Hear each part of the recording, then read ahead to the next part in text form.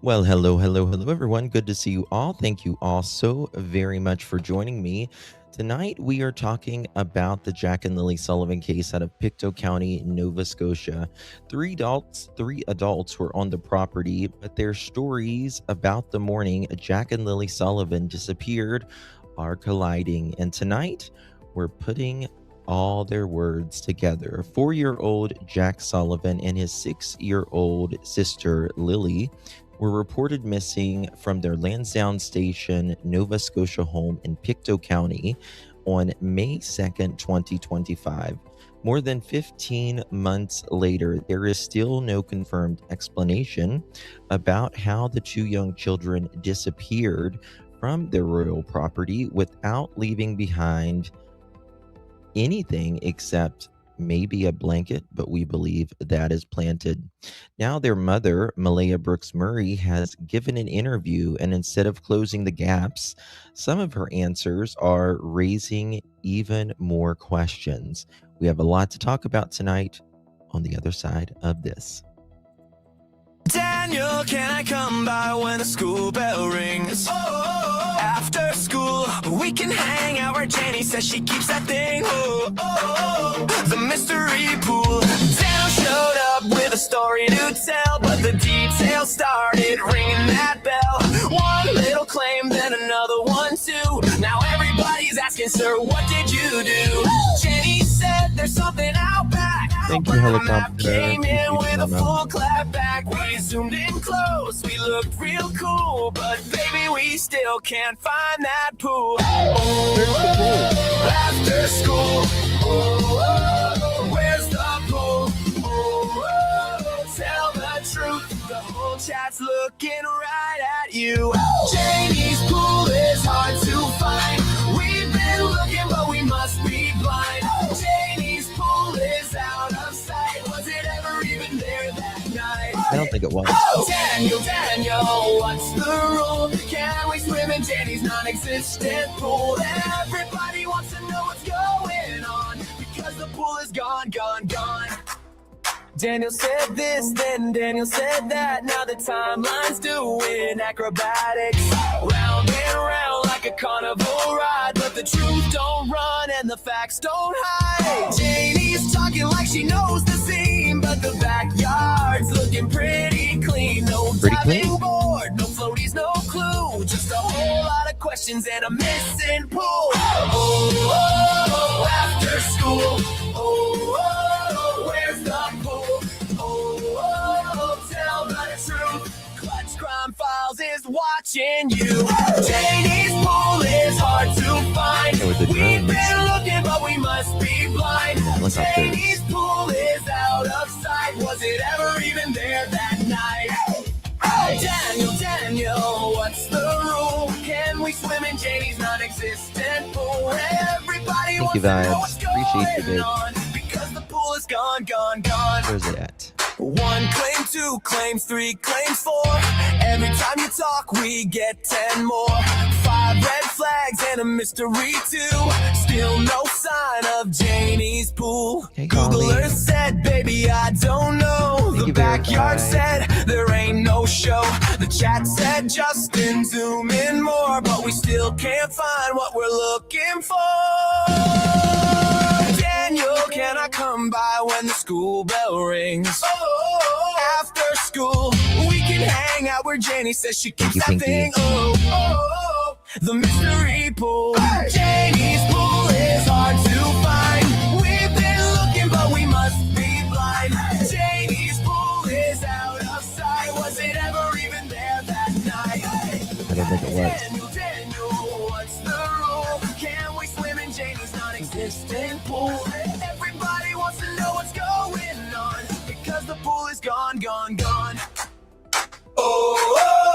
After school.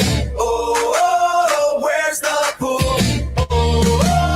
Tell the truth. We still can't find Janie's pool. Tell us where it is. Janie and Daniel. I've walked through storms and scars and grace. Smile through pain with a painted face.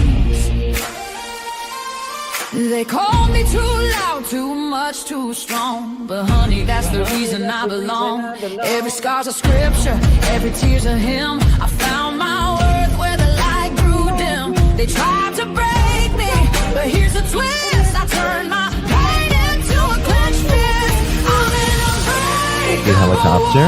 Appreciate you. Born of fire and power, I shine like grace in a reckless world. You can test my faith, you can shake my plan, but I'll rise again. Just watch me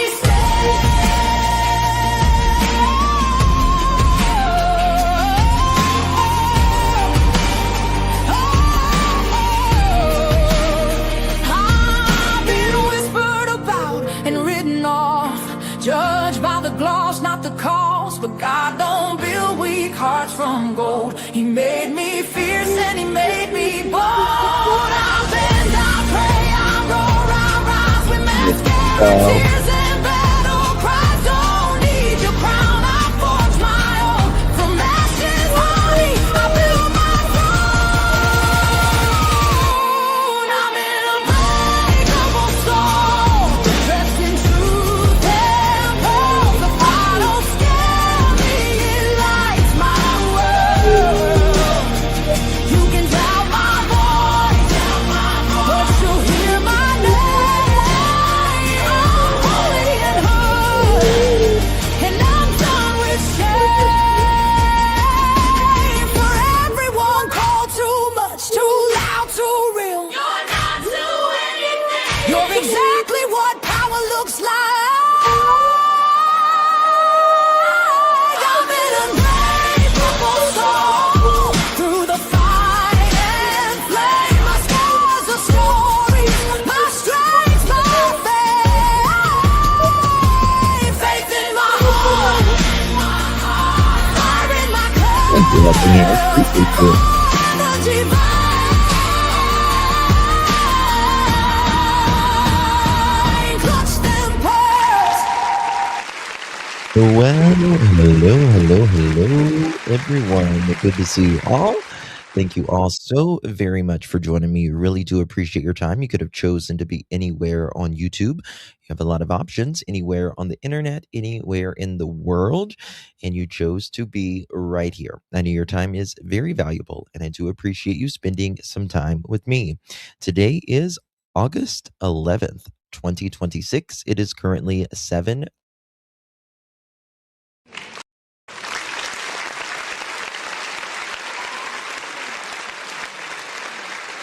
Bonjour.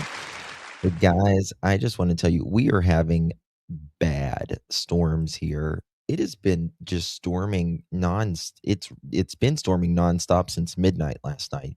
Just one storm after another. And I do apologize if this internet goes in and out and all that. It is what it is. That's all I can do. Good to see everyone tonight. We're talking about Jack and Lilly Sullivan case. Of course, Jack and Lilly Sullivan vanished from their Pictou County, Nova Scotia home on May 2nd, 2025.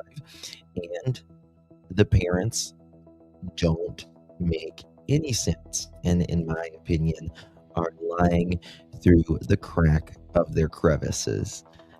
It's pretty obvious, if you ask me.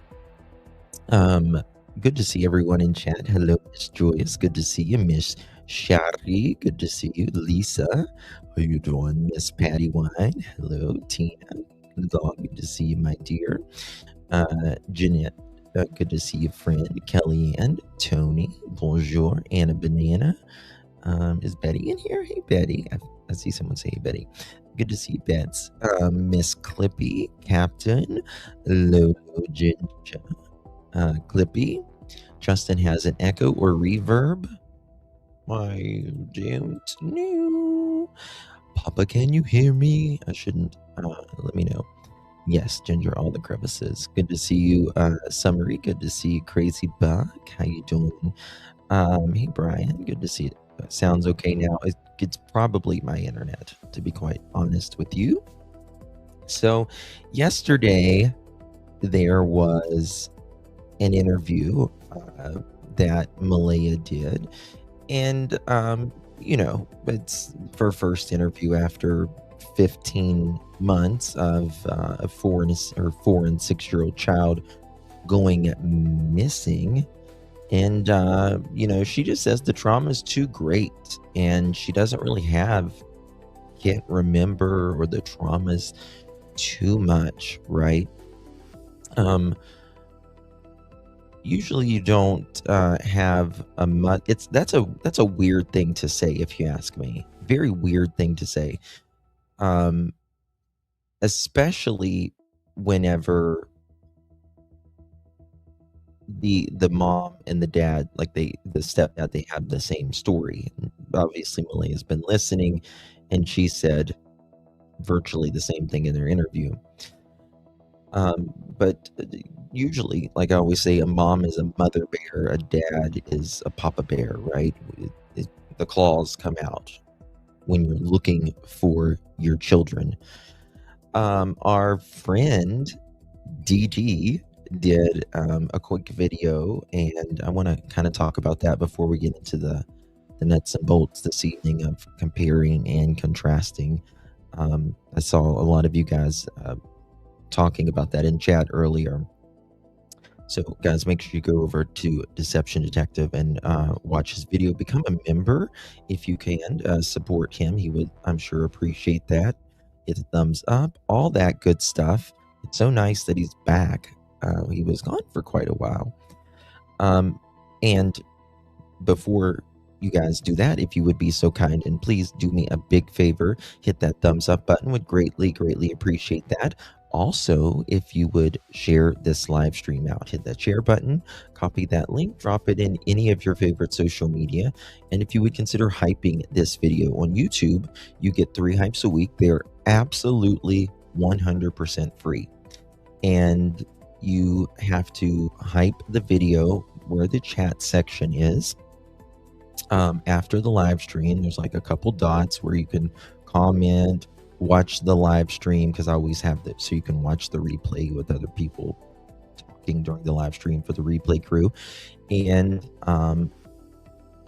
go on over and it'll show you some points that you have right there. And if you would consider hyping this video, you got to do it on your mobile device, your phone, your tablet, or anything that's mobile, and tell someone about us, right? Tell a friend, tell a coworker, tell your mama, tell your daddy, tell your brother, your sister. Say, go watch Clutch Them Pearls. Go over there. Go over there. Talk to that little boy that talks true crime and wears too much makeup. Just tell him that. That's all you got to do. Just say, come watch. Okay? Thank you, Anna. Good to see you. Okay. Thank you so much, Helping Hands. Really appreciate the 30 joules, my friend. Good to see you. Hopefully you are well. There's our helicopter grandma. Good to see you, helicopter. How you doing? It's so good to see you, my friend. How is it in Canada right now? How's the weather? Have you guys had like a hot, summer? Has it been rainy? This is the rainiest August and July that I've ever seen where I'm at, I think. Usually my grass is dead. I can't keep up with my grass right now. It's so weird. Thank you so much, Vibes, for the chili. Appreciate you. Verified. Thank you so much for the ungler. Really appreciate you, my friend. Good to see you. Pinky, thank you for the finger heart. Appreciate you, love. So good to see you. Thank you very much for your support. And Helicopter Grandma, again, gifting a pearl necklace. Thank you so much, Helicopter. Really appreciate you, my dear. If you receive that, make sure you give our Helicopter a big thank you. Donna Smith coming in clutch with the gold coin. Thank you so much, Donna. Appreciate you. Thank you again, Helping Hands, for the clutch. Good to see you guys. Okay, let's get on it. How about that? Oops, I don't know if I have him. Let's see here. He did a really good job on this, in my opinion. Okay, I'm going to go to our DD. One of the reasons I really appreciate Deception Detective is he's honest, he's raw, And I really appreciate that in these cases because so many is, they're more worried about, in my opinion, their sponsors nowadays than they are actually giving the lowdown on it, right? Oh, thank you so much, Breeze. Thank you so much, love. Oh, thank you, darling. Appreciate you. I live in a small country in Pictou County, and it has been crazy tornadoes at the trailer storm last night. Oh my goodness. Yeah, we've had tornado warnings. We don't really have tornadoes that much here, but we've been getting them lately. Dee Dee keeps it real. Yeah. Thank you, Helicopter. Appreciate you very much, my dear. Thank you for gifting. Make sure you thank Helicopter if you receive that gifted membership. Appreciate you. Okay. Deception Detective. We call him the Big DD. Okay, here we go. Let's go. Makes no apologies for staying silent. She hasn't talked publicly since the weekend her 2 children, Jack Sullivan, who was 4 at the time, and Lily, who was 6, went missing from their home in Lansdowne, Nova Scotia. She says she was advised by the RCMP not to talk. I'm so glad Dee Dee rewound that little part right there. Very glad that is, I don't remember what he's going to say on here, but like I said yesterday when we were reviewing this, it is classic 101. Just like these parents or someone who doesn't want to take accountability, they'll say they were asleep, right? Which puts them kind of out of commission. And it's like, well, I can't be involved. If you're going to be home, well, you say, well, you're going to be asleep, because again, they don't want to take accountability. Thank you so much, Brookie Cookie. How you been, girl? Good to see you. There's your little Papillon. Thank you so much. Thank you for keeping it. But thank you so much, my dear. Really appreciate you very much, my dear. Really good to see you. Thank you for the support. Yeah, a lot of people aren't talking about Jack and Lily anymore, but we're just not giving up. Thank you, Pat, for the sunshine. Appreciate you, babe. Good to see you. All right, let's see. That's just one of many lies in this brand new interview, so let's watch it together and count the rest. I'm Deception Detective, an attorney trained in statement analysis. This channel exposes lies and manipulation, so if that's your thing, hit subscribe. For early access to new videos and over 80 exclusive videos. Dee Dee and I, we're kind of looking like twins the way we're dressed today. How about that? Consider becoming a channel member. Link in description. If the names Malaya Brooks-Murray, Lily, and Jack Sullivan or Daniel Martel don't ring a bell, don't worry, this interview will bring you up to speed. So there's just one last thing I want to clarify before we dive in. Ever since her kids disappeared 15 months ago, Malaya has always claimed that she went into hiding because the RCMP told her that speaking out would jeopardize the case. I just did whatever they told me to do. Yeah. Because I didn't want to jeopardize the case in any way. Yeah, she didn't want to jeopardize the case. Yeah. Tell me who? How would it jeopardize? People are just, it's the cute thing to say. It's just the cute thing to say. You're going to jeopardize the case because you speak out on YouTube, or you speak out as a parent on your missing not only child but children's case. In this case, what does Malaya keeping her children story in the light, how would that jeopardize her children's case? Does anyone actually believe that? Come on now. That's complete bullshit. You do better, Malaya. Do better for your Jack and Lily, your children. First of all, that just isn't true, as you can see in the clarification they put out last year on your screen. And second of all, if it were true, that's even worse. It means that... What does DDC there? I think I'm going to read this in just a second, but I do remember them saying that the mother has declined to speak. Relatives in the Brooke Murray have told CBC News that she has been advised by police not to speak by the media. They did say, oh, that's right. Now I know where this is going. I know, because that was the story. Hey, Suzuki, good to see you, hon. That was the story that they said originally, right? And the news came out and said, well, we asked the RCMP, and they didn't say that. They said, be mindful of what you say, right? Which, listen, RCMP is not going to tell Daniel and Malaya, Janie, anybody else any more than they're going to tell us.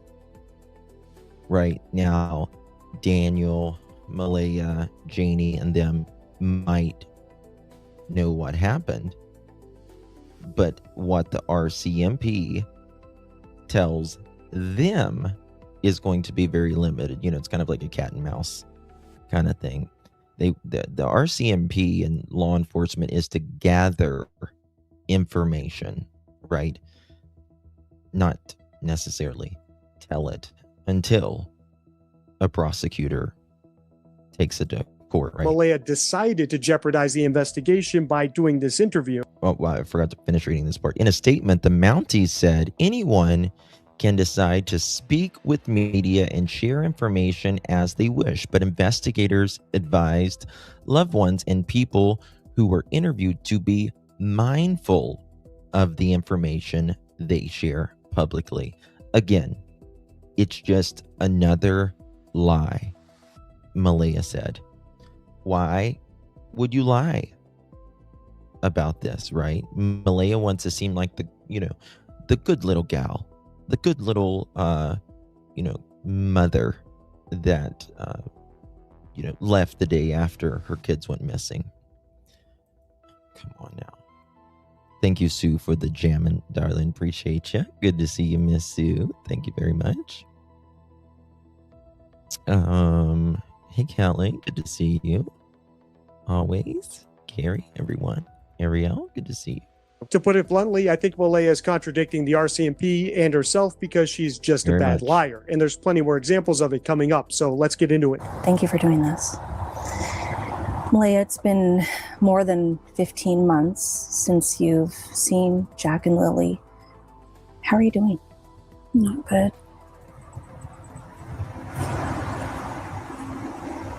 How do you spend your days? Basking on the beach. One day at a time. That's how she spends her days, basking on the beach and drinking in the woods, in my opinion.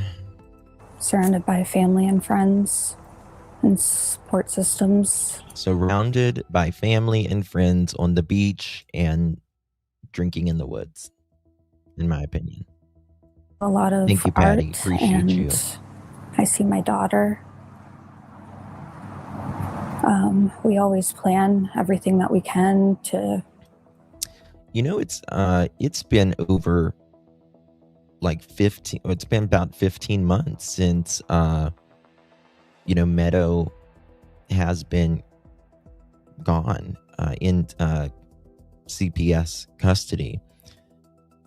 I'm wondering, is how long is this going to go on? You know what I mean? Is this going to go on until there's a resolution in Jack and Lily's case? Is she going to get Meadow back? Don't know. Hey, Donna, good to see you, my friend. Thank you very, very much for the gold coin. Appreciate you, love. Keep my mind busy. How are you doing? How do you spend your days? Those are known as phatic questions, and they're not meant to be answered literally. They're meant to hand over narrative control to the interviewee to talk about whatever they think is important. If you've seen any of my videos analyzing innocent parents, you'll know that they typically use the airtime to accomplish 7 things, like asking for help, pleading with any potential kidnappers, and generally trying to find their missing kid. Meanwhile, hoaxers use the airtime for other purposes. Some of them use it to push red herring theories. Some of them use it to tell sob stories to garner sympathy for themselves. And still still others, the really unconfident bad liars, are just trying to run out the clock to survive the interview without revealing anything incriminating. And I think that's what's going on here, because Malaya answered both questions seemingly honestly. How are you doing? Not well.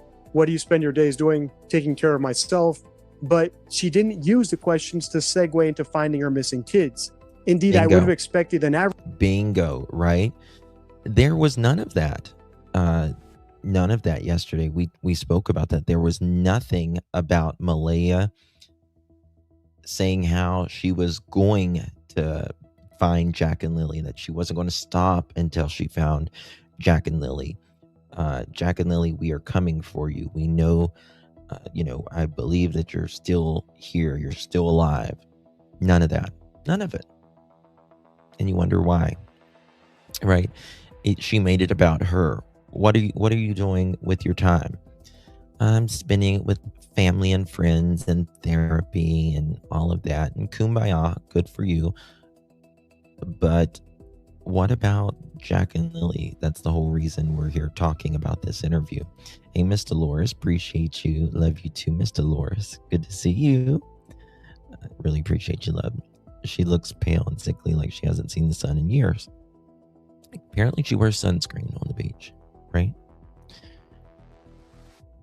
Hey, damn good to see my friend. Thank you for the Uncle Alert, Miss Dolores. Appreciate you. Very sweet of you. Thank you so much. Well, yeah, it's all of it. She makes it all about her, though. All about her. And you'll notice with Malaya, even though like I said, she doesn't watch me, and neither does Daniel. But she may change this up maybe in her next interview or whatever. But there is no means to an end when she is talking about this. It seems like what has ever happened to Jack and Lily has been finalized, right? There's no urgency to find Jack and Lily. It's just like, I'm in therapy. I'm spending time around family and friends, almost like there's been deaths, right? Not that they're, if Malaya, like she claimed, she thinks that, she says, I think that they're together and they're being well cared for. And she says in this interview, well, if you believe that they are together and that they're alive and well and being cared for in the world, then shouldn't you be relentlessly, nonstop searching, doing everything you can? But it's like, I'm in therapy and I'm surrounding myself by family and friends. Okay. Hey, Annabelle, thank you so much, dear. Appreciate you for the floating heart. Good to see, babe. MBM is wearing soft pink to try to give off an air of innocence. We're not fooled. Not a bit. Hey, Deb. Average liar to at least say I spend my days looking for my kids just to look like they actually care. In other words, to put it really bluntly, I don't think Malaya is a good or confident liar, which is why she was silent for so long and why she's so reticent in this interview. It's never a good sign when getting a statement from a supposed victim is like pulling teeth. All right, let's keep going. And I know we've heard others talk about Jack and Lily and they've described them, but you spent the most time with them. What can you tell me about Jack and Lily?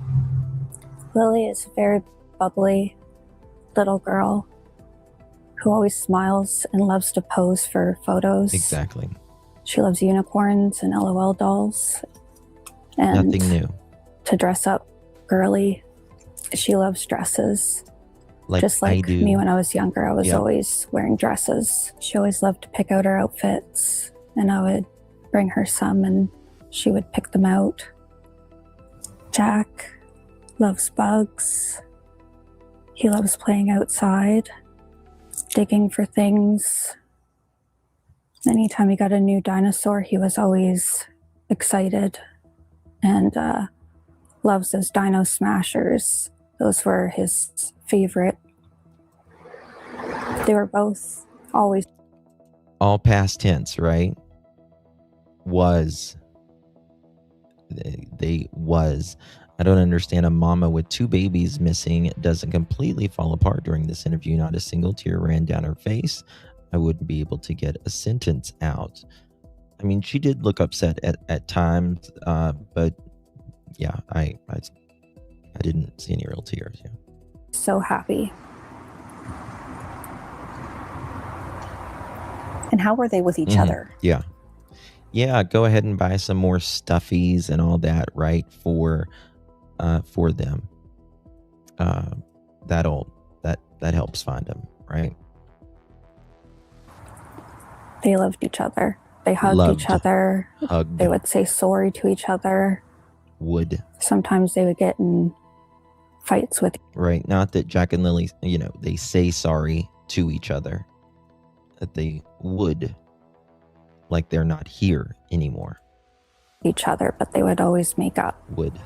What do you miss the most about them? Everything. Their laughter, their smile, their hugs, their smell. I think it's just when you're a mom, your children have a particular scent that you never forget. And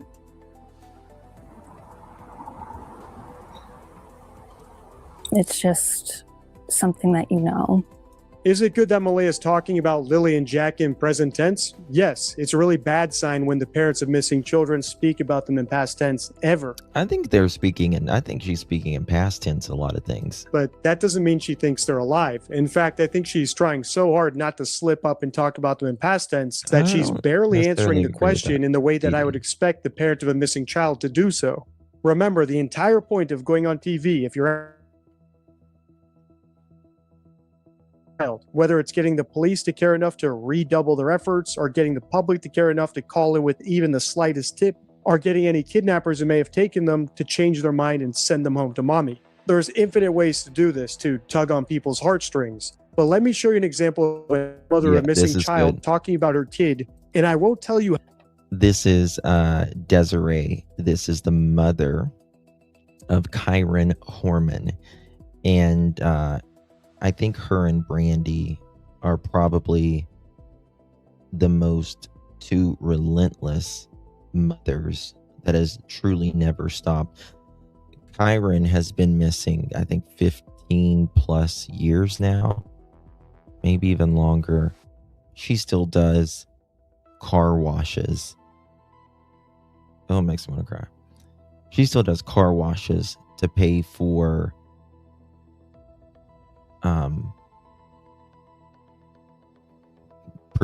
PIs and stuff, private investigators, constantly. And in my opinion, in Kyron's case, it's like we know, in my opinion, exactly who did this to Kyron as well. But again, she does not stop. And in Kyron's case, in my opinion, it was someone like a stepmother in Kyron's case. Thank you, Summer Breeze. Appreciate you, love. Very sweet of you. Thank you very much for the support. Really appreciate you, Summer Breeze. Makes me feel love you, darling. How long he's been missing. I'll tell you after the clip. Listen to this and compare it to what we just heard from Malaya. My son is Kyron Horman. As she said, he went missing June 4th, 2010 from Skyline Elementary School in Portland, Oregon. In a group, Kyron is the smallest in stature, but he's the brightest. You may not notice it because he's also the quietest. My son has a smile that lights up the room. You can't help but laugh when he laughs. He has this belly laugh that's infectious. He's a shy kid and is in his comfort zone when he's around his family and friends. He loves to play with his cousin and build Legos. He enjoys playing on his Wii. Skylanders is one of his most favorite games to play with his brother Quinn. The two of them have this thing that they do where they sit quiet and stare at each other. And Kyron is always the first to laugh every time. It's so much fun to watch them together. Hopefully you get my point. Actual parents of missing children like Desiree Young, the mother of missing Kyron Horman, who was missing for 7 years at the time of that speech, aren't just going through the motions. They're doing everything they can to cajole the audience into caring about their kid enough. Yes. Doing everything to not only for they want everyone to care about their kid, to keep that child in their memory. I don't know how long Kyron's is. It's been 15 years anyways. It's been a minute. Oh, thank you, Ms. Belinda. Appreciate going out. Thank you so much,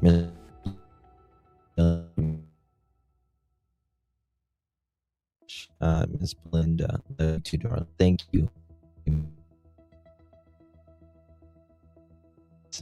Being wonky. Thank you so much, Miss Belinda. Appreciate you. Hopefully I didn't glitch out right there. Where is stepmom Terry now? Notice she still talks in present. Last time I heard, Terry was in California. I do think there will be an arrest eventually in this case, and there's been some big things happen in Kyron's case in the last year or so, especially since AI has really helped out, and it's going to continue to help out in a lot of these missing kids and individuals cases as well. I can look. When did Kyron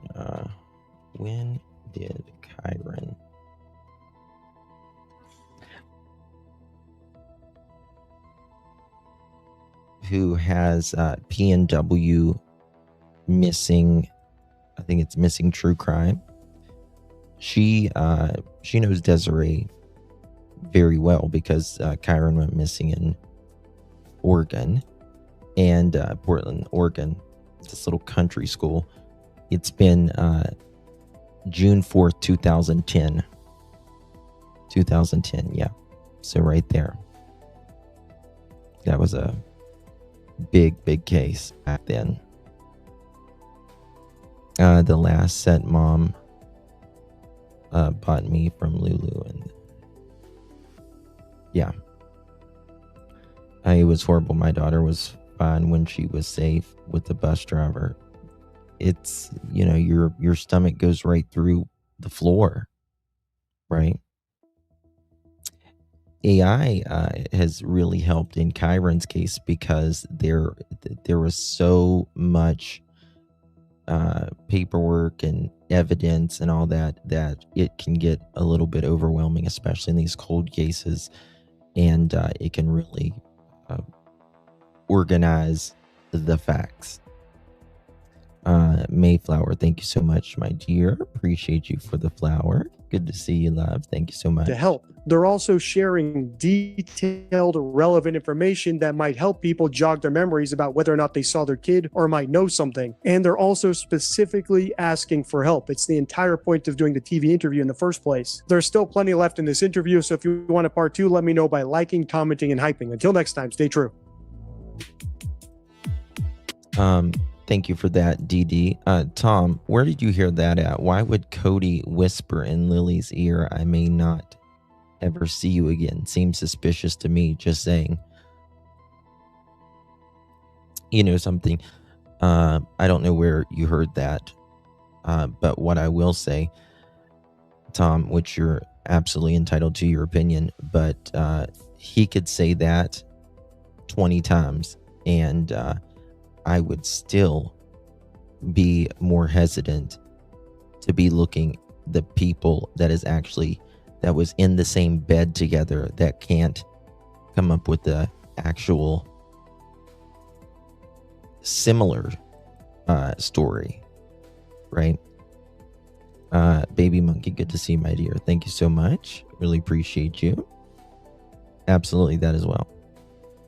Absolutely, Captain. I just reading that comment, I was wondering the same thing. Yeah. Justin Belinda said that. Cody did say that, but not meaning anything like that. Yeah. It to me, like I said, he could say that 15 times and it wouldn't change anything with me. Wouldn't change anything with me at all. Okay. So we're going to look at some things here that Miss Malia said yesterday. And we're going to compare them with some things that I didn't show you guys these pictures. Let me show you these pictures real quick. Miss Brooks Murray has hung on to her children's things. Among them are small runners with Lily S written on the side and a white worn stuffed unicorn. And that was the bench. That's a very cute bench, in my opinion. But she says her bedroom is full of children's missed milestones, Easter baskets, Valentine's, Christmas, and birthday gifts for them, quote, to open when they get home, end quote. Quote, and I continue to get more because it's what helps me cope, Miss Malia says. Hey, Chelsea, good to see you. How you doing? Just thought I would bring it up to you. Yeah, it that means zilch to me. That means zilch to me. Okay, I want to go over something Daniel stated on our friend Char's True Crime Story podcast. And then I want to show you something Malia said and in these documents and some other interviews here. Let's listen. This was recorded or live 3 months ago on May 2nd, 2026, on the anniversary of Jack and Lily. And 1 year. Because when I scream, I can scream extremely loud. So, and there was no reason not to scream as loud as you can. Like my throat literally hurt for, the first few days of that search because I was just screaming so much. And so that's what triggered Mom to get up, was she heard me screaming at the top of my lungs for Lily and Jack. That's not what made her get up. She, remember, again, these people can't even agree on the same thing that they say that they were all there that day, right? Well, Daniel, get your story finally straight after 15 months. Your mother said she heard you screaming for Jack and Lily, and she just thought you were asking for them to get inside or that they might be in the chicken coop or whatever. That is not what got her to go outside, right? After she heard you screaming for Jack and Lily, she didn't really think anything of it, she says. So she kind of dozes back off in her camper, and she's, sleeps a couple, 10 more minutes or so. And then she just randomly pops up, goes outside, and she sees Malia standing out in the driveway area where she was raking the night before. And that's when she says, "Hey, Malia, what's up?" Malia says, "Jack and Lily are missing." Well, how long? 20 minutes, right? So that's not. Now, Daniel has always kept that narrative, right? But that is not what Janie says. You could write on one of those change the ending novels with this crap. Yeah. Malia was still standing in the same spot on the dispatch call. Now listen to that. I was thinking about that. Malaya was still standing in the same spot with the dispatch call. Meaning when she's on the phone with 911.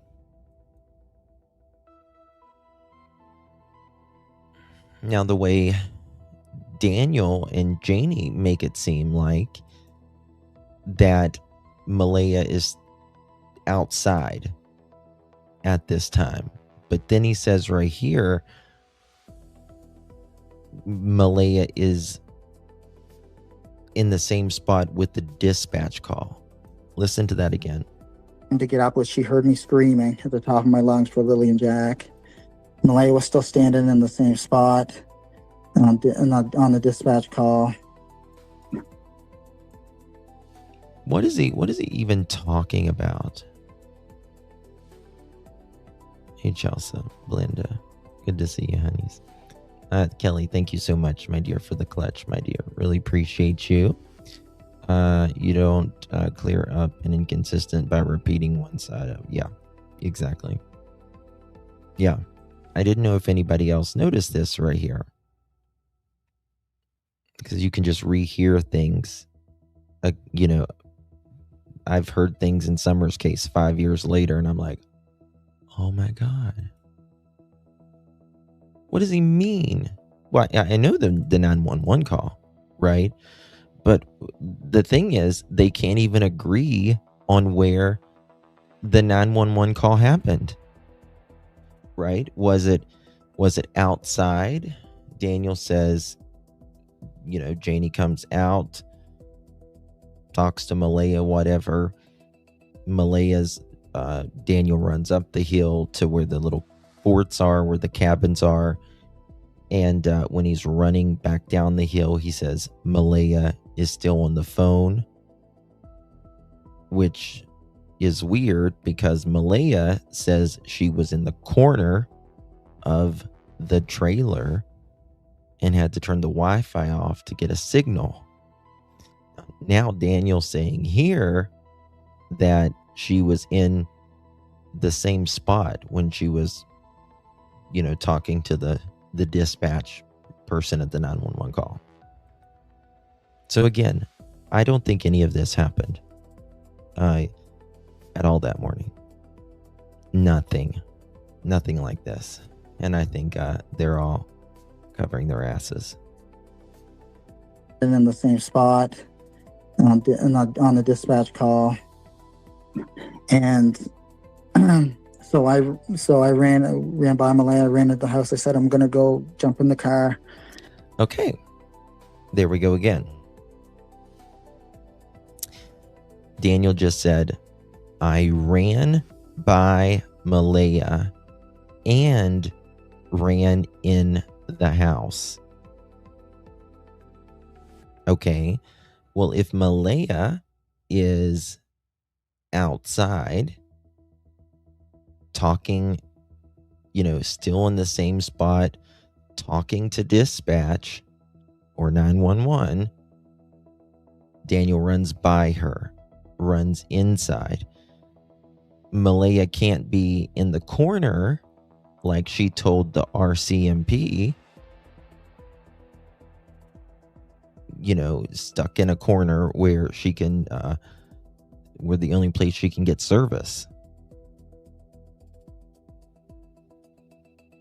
Again, they can't even agree on such a simple thing of where the hell and what the hell was happening when they're all supposedly, like I always say, Daniel and Malaya claim to be in the same bed together, and they can't even agree on who saw Lily, right? Who was asleep, who was awake. Can't even agree on that. So you think I'm going to believe either one of them?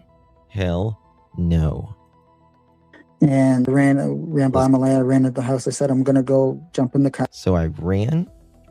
Hold on. So I ran by Malaya, I ran by the Malaya. House. I said, I'm going to go jump in the car. And I said, I'm going to go jump in the car.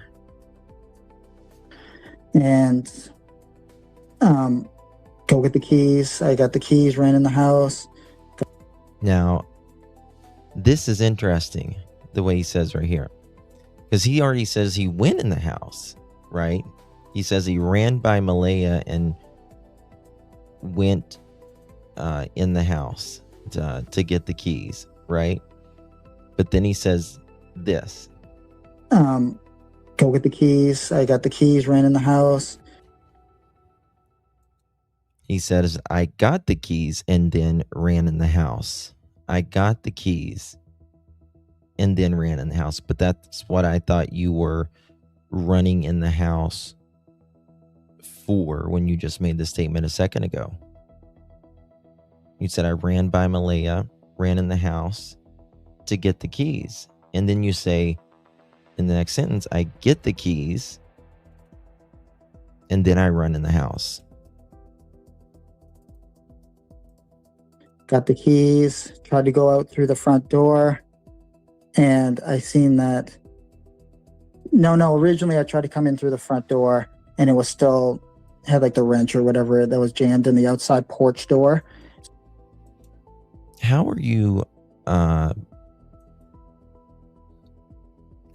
like, it's not that complicated, right? Like, you know your exact path whenever something like this is going on. You ran by Malaya, you ran and got the keys.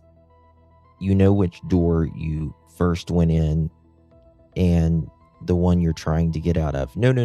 I ran into the front door.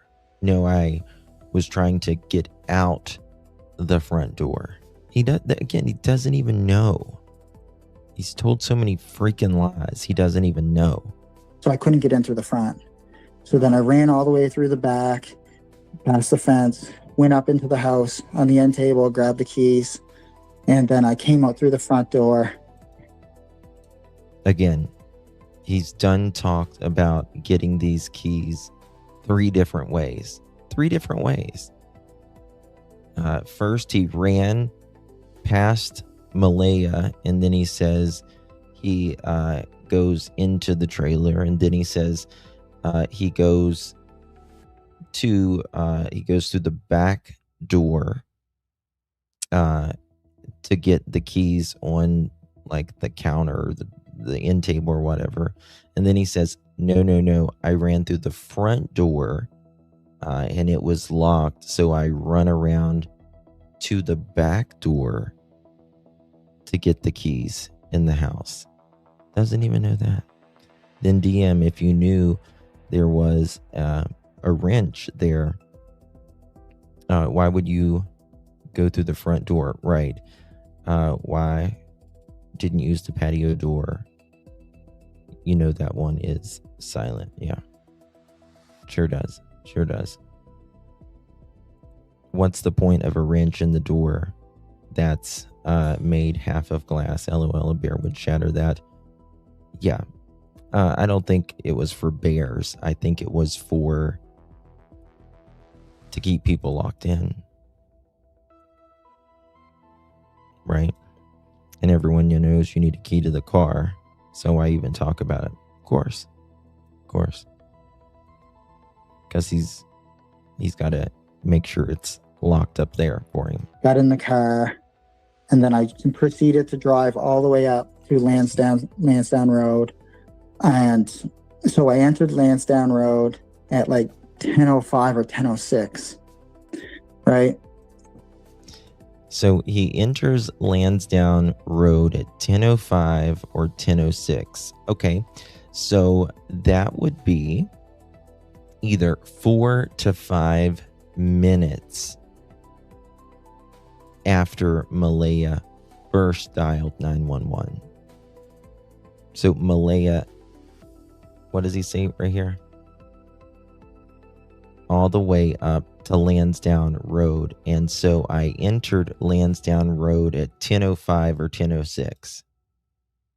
So that's very specific, right? Either RCMP has told him that he was there at 10:05 or 10:06, or he was, looking on the clock while he was there at Lansdowne, or he's just flat ass out lying. One or the other. So it's very specific. So he would have had,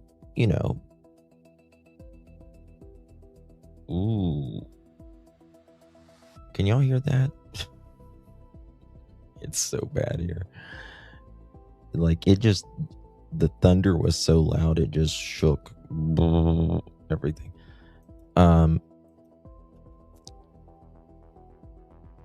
Exactly. Front door, back door, keys before, keys after, which version? Yeah, he has no idea. At like 10:05 or 10:06, right? Right. I already went over all this with investigators, so they know the whole timeline on my venture here. And so I entered Lansdowne Road at 10:00. Yeah, his venture. Yeah, looking for your stepchildren is his adventure, or adventure, as he says it. That's his venture. 5 or 10:06, and then I proceeded to drive up Lansdowne Road all the way out to the tracks. I drove like 10 or 15 kilometers an hour, just swaying my head back and forth. And one thing I didn't notice, Jermaine, the blanket wasn't in the tree at that time. You want to tell that, don't you, Daniel? So it was planted after approximately 10:08, maybe.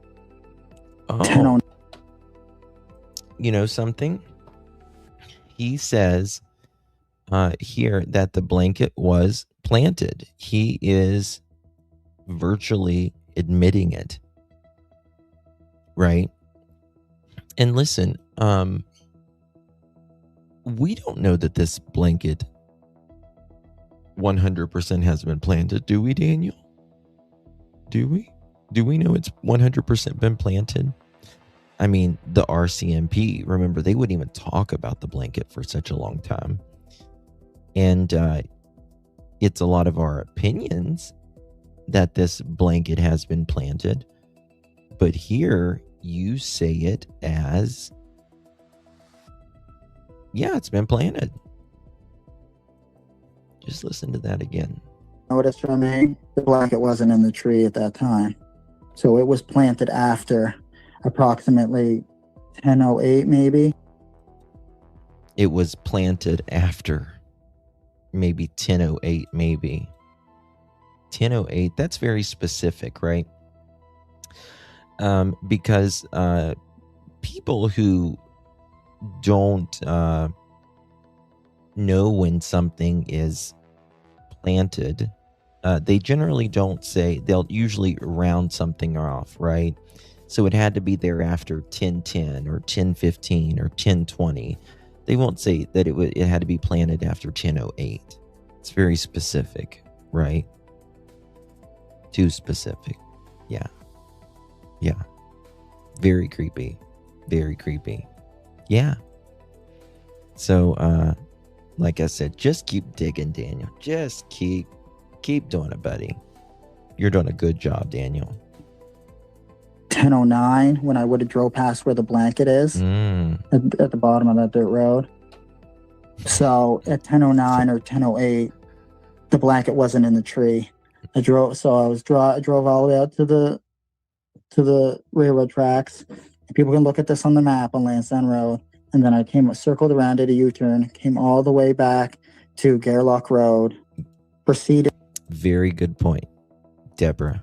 Very good point. He remembers all that, specific 10:08, 10:09, 10:04, 10:05 when he was out there. But again, he just has the damnedest trouble remembering from about 8 p.m. on Thursday evening, Thursday night, till Jack and Lily, they say, go missing, right? Can't remember a damn thing.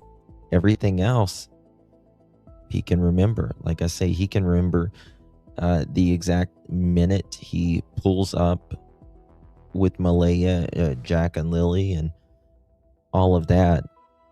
He can remember before he's in the house, can't remember a damn thing else after that. Thank you, Miss Sarah. Good to see you, my dear. Thank you so much for the gold coin. Appreciate you, love. Oh, you have a little chocolate cocker spaniel. Oh, they're sweet. Thank you so much, Miss Sarah. His times are stupidity. Yeah. I mean, is it possible she could have planted the blanket while Daniel spazzing around? She's quite drawn to throw it in the tree. Is it possible? Yeah. But Malaya, you got to remember, someone had the baby. Someone had the baby. I don't think she would give Janie the baby. I think she was home, and we know that after 1 a.m.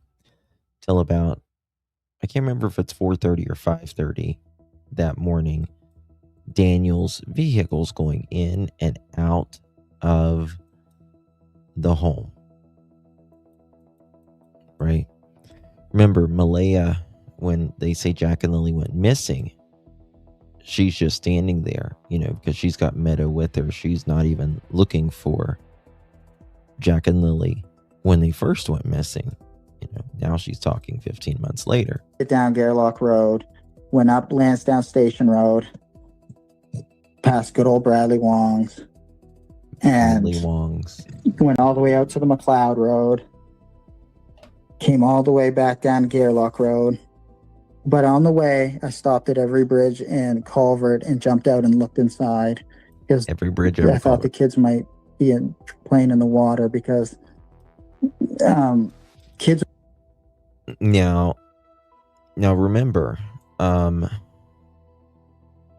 he couldn't, you got to remember, he's saying at 10:05 he's at Lansdowne Station, and he does all of these roads and looks at all of these places, stops at all the bridges, all the culverts, to look and see if Jack and Lily are playing in the water, as he says. Well, if he's at Lansdowne at 10:06, 10:05, 10:06, as he says, well, he's got to be back by what, 10:21? 10:21. So how do you go up all of these roads and down all of these roads, past Bradley Wong, Daniel? How do you check all of these culverts and bridges, looking for Jack and Lily in and about 12 minutes? I'll wait. No way. Notice that there wasn't a blanket, as you say, planted there, yet as well, right? So there's that.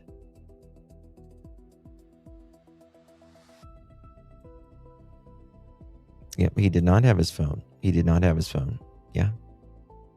Didn't have his phone, right? But he would have, maybe he was looking on the dash of his vehicle, right? All of these certain times.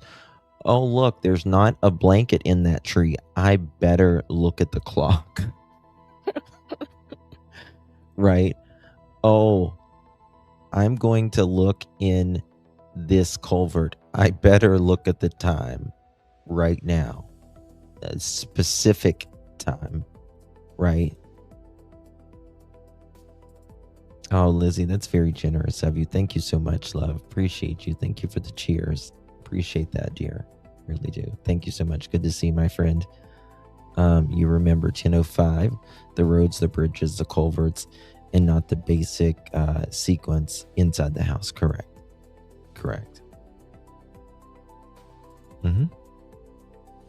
Why was the ATV behind her so creepy, in my opinion? Yeah, I said that yesterday. I was like, They had to do that on purpose because it looked like it was almost staged to sit there beside the building. It was real clean and all that as well. Thank you, Hope Floats. Appreciate you, love. Appreciate you for the floating heart. Appreciate you, love. In front of the helicopter and running through the waterways. Yep. Yeah, because there's only one culvert near their house. But he searched all of them, as he says. Right. Thank you, Brenda. Appreciate you, dear. Good to see you. Thank you for the silver star. Always take the path of least resistance. So that Daniel was listening to me on this again, even though he doesn't watch me or anybody on YouTube. You know, he just doesn't have time, as you know, he says. But I have done entire live streams that children do take the path of least resistance. They don't climb a mountain, especially a 4 and a 6-year-old, because you know they want to conquer the mountain or anything.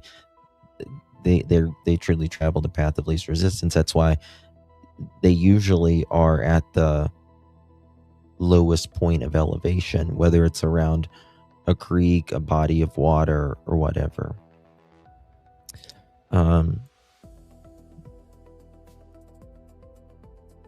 Justin was that the car he had crushed when he was vrooming around.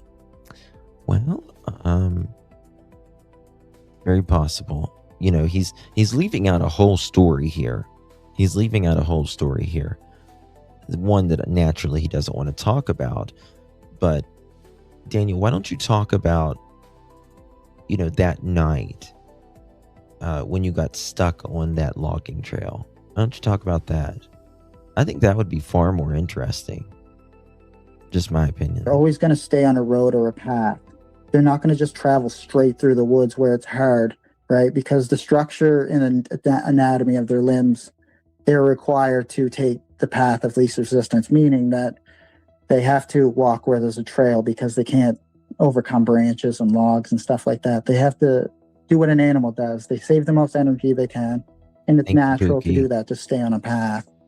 So I thought they would just go. Well, Daniel, how far could they have gotten in 10 minutes? How far could they have gotten in 10 minutes? Sam, why are you not on your regular screen name? On the roads. That's why I did that.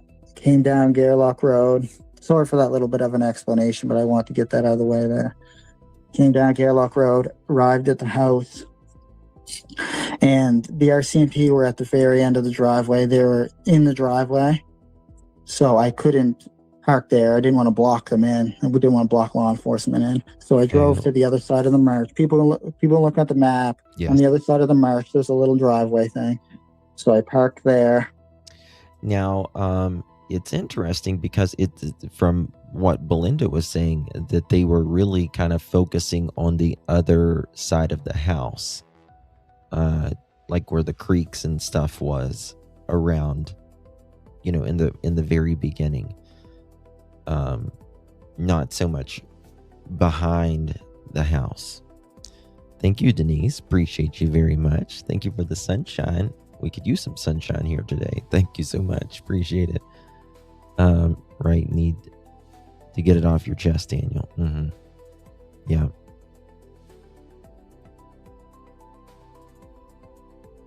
Okay. Here we go. And I got out of the car.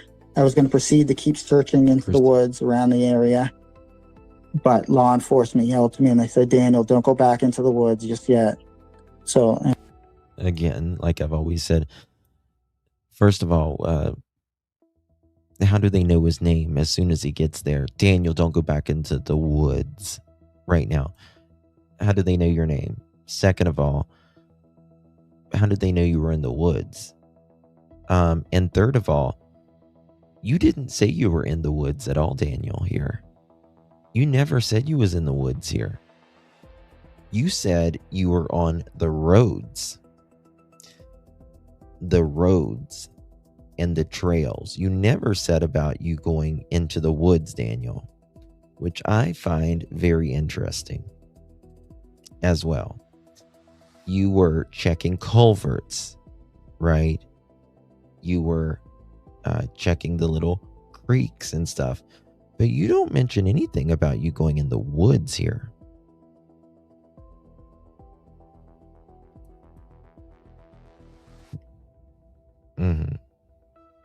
RCMP also do not have their name on their back. Correct. Yeah. McLear. Yeah. I walked over to the house, and this would have been, it took law enforcement 21 minutes to arrive on scene. That's right. And so I'm guessing by the time I got there would have been 10:22 maybe. Now, remember, we've got 10:06 that he's on Lansdowne Road, right?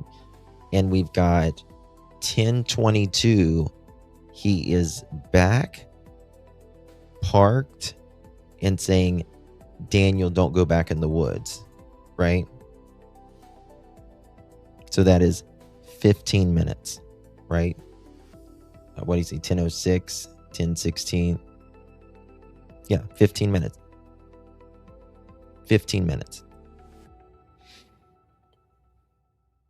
He did all of this in 15 minutes. Running up, to water with this, checking the drains, all of these roads, noticing the blanket not planted yet. Come on, Daniel. You're embarrassing yourself. Miss Sarah, thank you so much, babe, for the gold coin again. Thank you so much. Appreciate it. This case is so bizarre. 2 children still missing. Yeah, always praying for these babies, but I don't have much hope of this being solved. I think it'll be solved. I do. So I think people will be in jail at least. Because they were just walking down and starting to gather around Malaya. So I came over to the house, and I didn't want to, overstep my bounds because Malaya was telling them what was going on and stuff. So I didn't want to interject. So this is Daniel speak for I avoided the RCMP like the plague. Remember, Daniel, the first couple days is avoiding the RCMP as much as possible. So he's like, I got there, I just wanted them to let Malaya deal with this, right? She was talking to them, all of that. They didn't want you to go back in the woods, Daniel, but you weaseled your little ass back in there, didn't you? With that, so I came down. I was talking to Mom. Talking to Mommy. They told me not to go back into the woods. But you did. And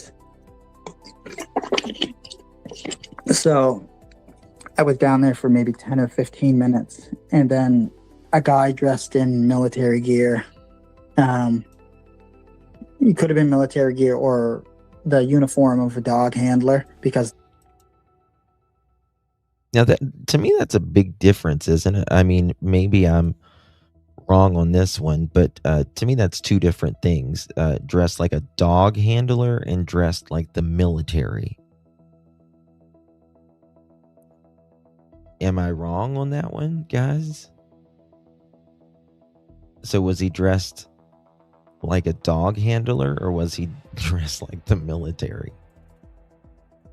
Which one was it?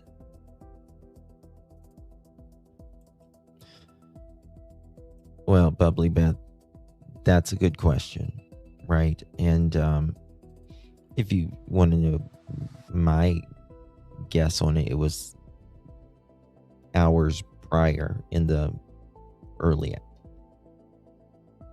Ooh, it's so bad outside. I know that was gonna be a big crack of thunder. Malaya got mad because she could be a total hallucinations, in my opinion. They both use very similar dark military green. It said Oliver on his back. And that guy told me, he said, Daniel, you're free to go back into the woods. So I jumped the back fence and I continued to search behind the house. I don't know if many people know that story, but it's fully out there and open now. Not a lot of people, believe me when I said, like, I searched the roads and everything beforehand. They thought I was gone. Daniel, nobody believes you, but listen to this right here. Listen to this. Out there and open now. Not a lot of people, believe me when I said, like, I searched the roads and everything beforehand. They thought I was gone for hours and I took the kids away. That's completely false. Now, I find that very interesting, right? I find that very interesting because you're the one, Daniel, that said and I've got you quoted on that, saying you had searched for hours and hours that morning. And you say you searched 20 or 30 acres on the ATV as well. But what's more interesting to me is he says that I searched for hours and hours and I took the kids away. Well, who said right here that you took the kids away? Why are you trying to get ahead of that, Daniel? Do you hear what he said? That is very creepy. That brings chills up my spine, actually. That I took the kids away.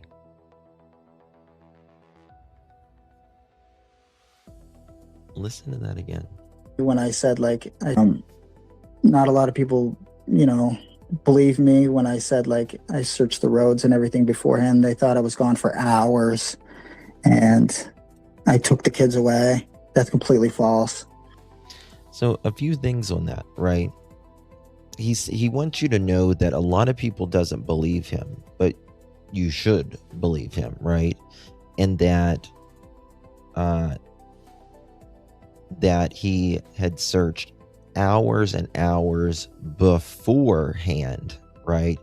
Maybe 1 o'clock in the morning to, 5 o'clock in the morning. And that he didn't take the kids away during that time.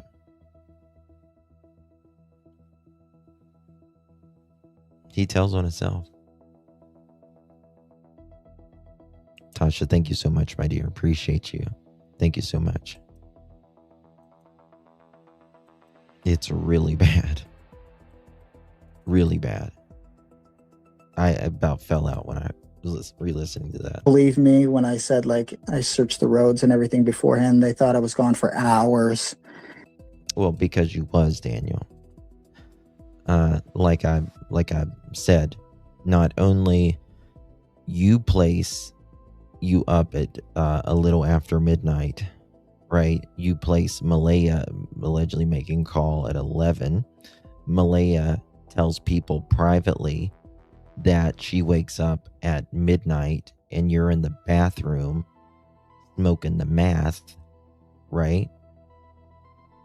And a little after midnight, you say that you check on Jack and Lily, you turn the lights on.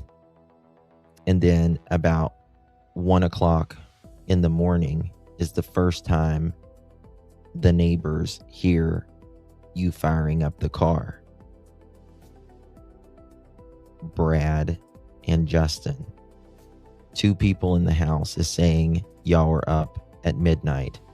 2 people outside of the house are saying you're up at after midnight.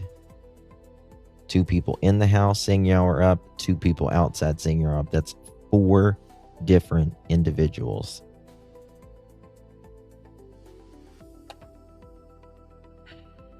Three hours at least, in my opinion, he was gone. Oh, yeah. Yep. Thank you, Lisa. Appreciate you, my dear. Good to see you. And where is my fault in? Thank you so much, my dear. Appreciate you. In Malia's interview, she says she was sleeping in the same bed when they got up and therefore she couldn't have done anything of the kids. But why answer it like that? There's never any blatant no. No, there's not. There's not. And that's precisely why I've always said I don't believe either one of them.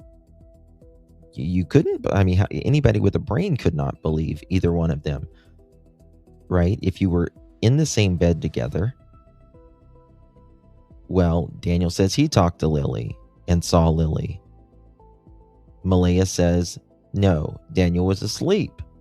She saw Lily. Daniel says, no, Malaya was asleep. He did. You just can't even, it's crazy.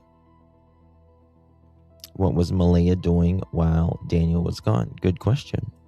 Good question. Thank you, Butterflies. Appreciate you, my dear. Hey, Share Cares. Good to see you, love. Probably. And I took the kids away. That's completely false. I took the kids I was away. only gone for, 17 minutes or something or of that nature. I was only gone, 17 minutes or something? Or of that nature. You was definitely in nature, weren't you, Daniel? Just enough to do those dirt roads and then make my way back. Just enough to do those dirt roads. Just enough to do those dirt roads. You mean the logging trail, Daniel, that you got stuck on, right? But you're saying it happened that morning, or saying it happened after 1 a.m. You know it. I know it. Other people know it. RCMP certainly knows it. Malaya knows it. Janie knows it. You couldn't have done all that. Don't forget, you went up behind the house, also spoke to your mother too, right? And said, Mom, do you want to go with me? And your mom said, no, I'm going to continue looking in this area. Yeah, people were, we heard at the beginning that you were gone all day searching, and people surmised that you were hiding from law enforcement. You were. And then when you got back from searching all of the culverts and all that, you weren't soaking wet, because we were all there to see what your condition was when you got back. But I mean, it's out there. People are speculating on it. So thank you for going over that again. I arrived home from that initial search in the car at 10:22 or something like that, or 10:23. The RCMP was just still walking down to Malaya, so I wasn't gone for that long, and that was just enough time to search all the closest roads, right? And, look at the bridges and culverts. Because, I really... And notice that there isn't a blanket planted yet, right? That there isn't a blanket planted yet. You wouldn't even be remember Daniel said he hadn't been around that blanket or anything, right? Think about it as Daniel's driving by, right? No blanket planted yet. Keep driving. Come on, Daniel. Jack are always attracted to water. I mean, as most kids are, right? It's fun to throw rocks in water and stuff as a kid. Yeah, now he wants to talk about Jack was attracted to water. We're going to come right back to this in just a second. But I just want you to remember this. And he liked to throw rocks in the water, right? Daniel's telling us. We covered everywhere possible. Even in the first day we did. Even with me running through the woods, I was ahead of the helicopters and ahead of the drones and stuff like that. Screaming as loud as I can. Just until my throat hurt. Running through water that was up to my waist. Right. Well, you did that the first day, right? Just running in water up to your waist. All of that. First day, Daniel. Which, is quite interesting to me. You're running from that helicopter and all that. Now, So now, let me find this. so now, the eye's not on me. The investigator. There we go again. The eye is not on me.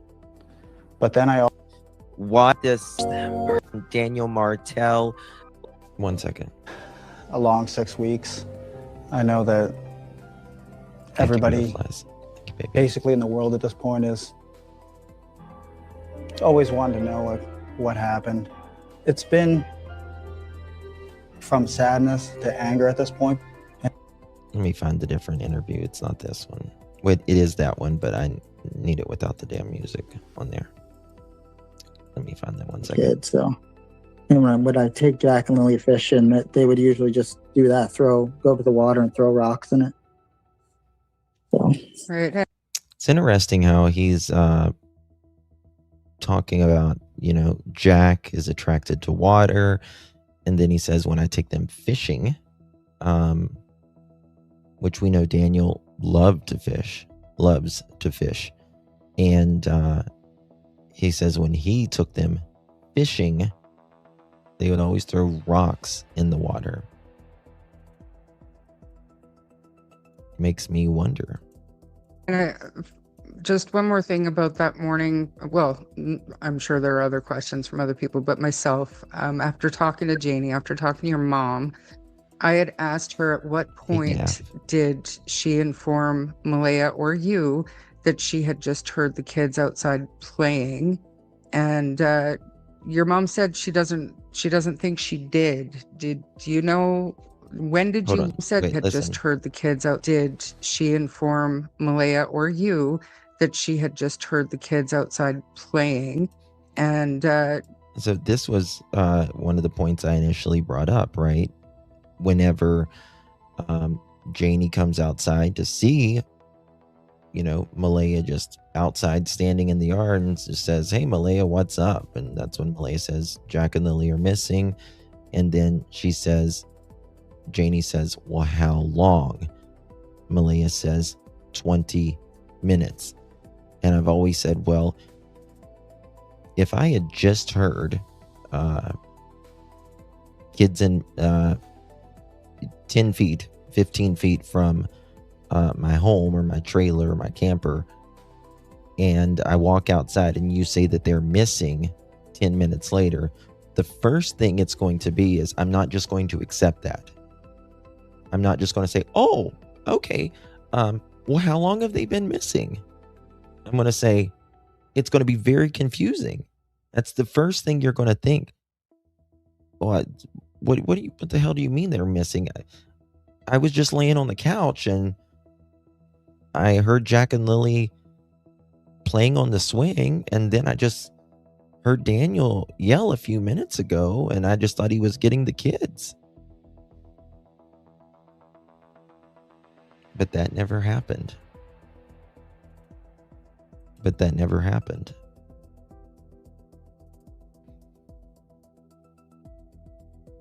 Just like he didn't, Malaya and Daniel didn't go to Janie's when they are outside looking for Jack and Lily.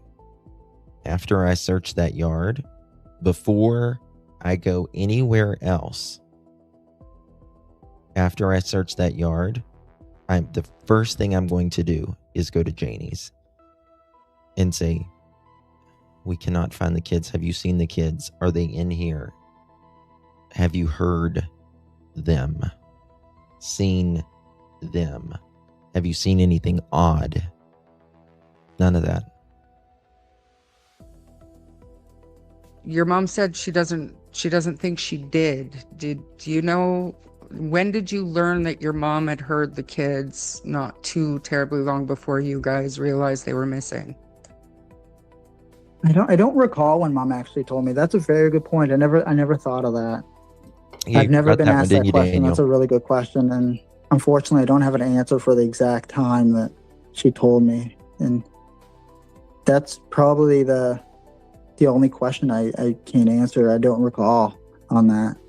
And I'm sorry to your viewers that I can't recall that. Don't be sorry to the viewers. Be sorry to Jack and I Lily. don't remember. It's understandable.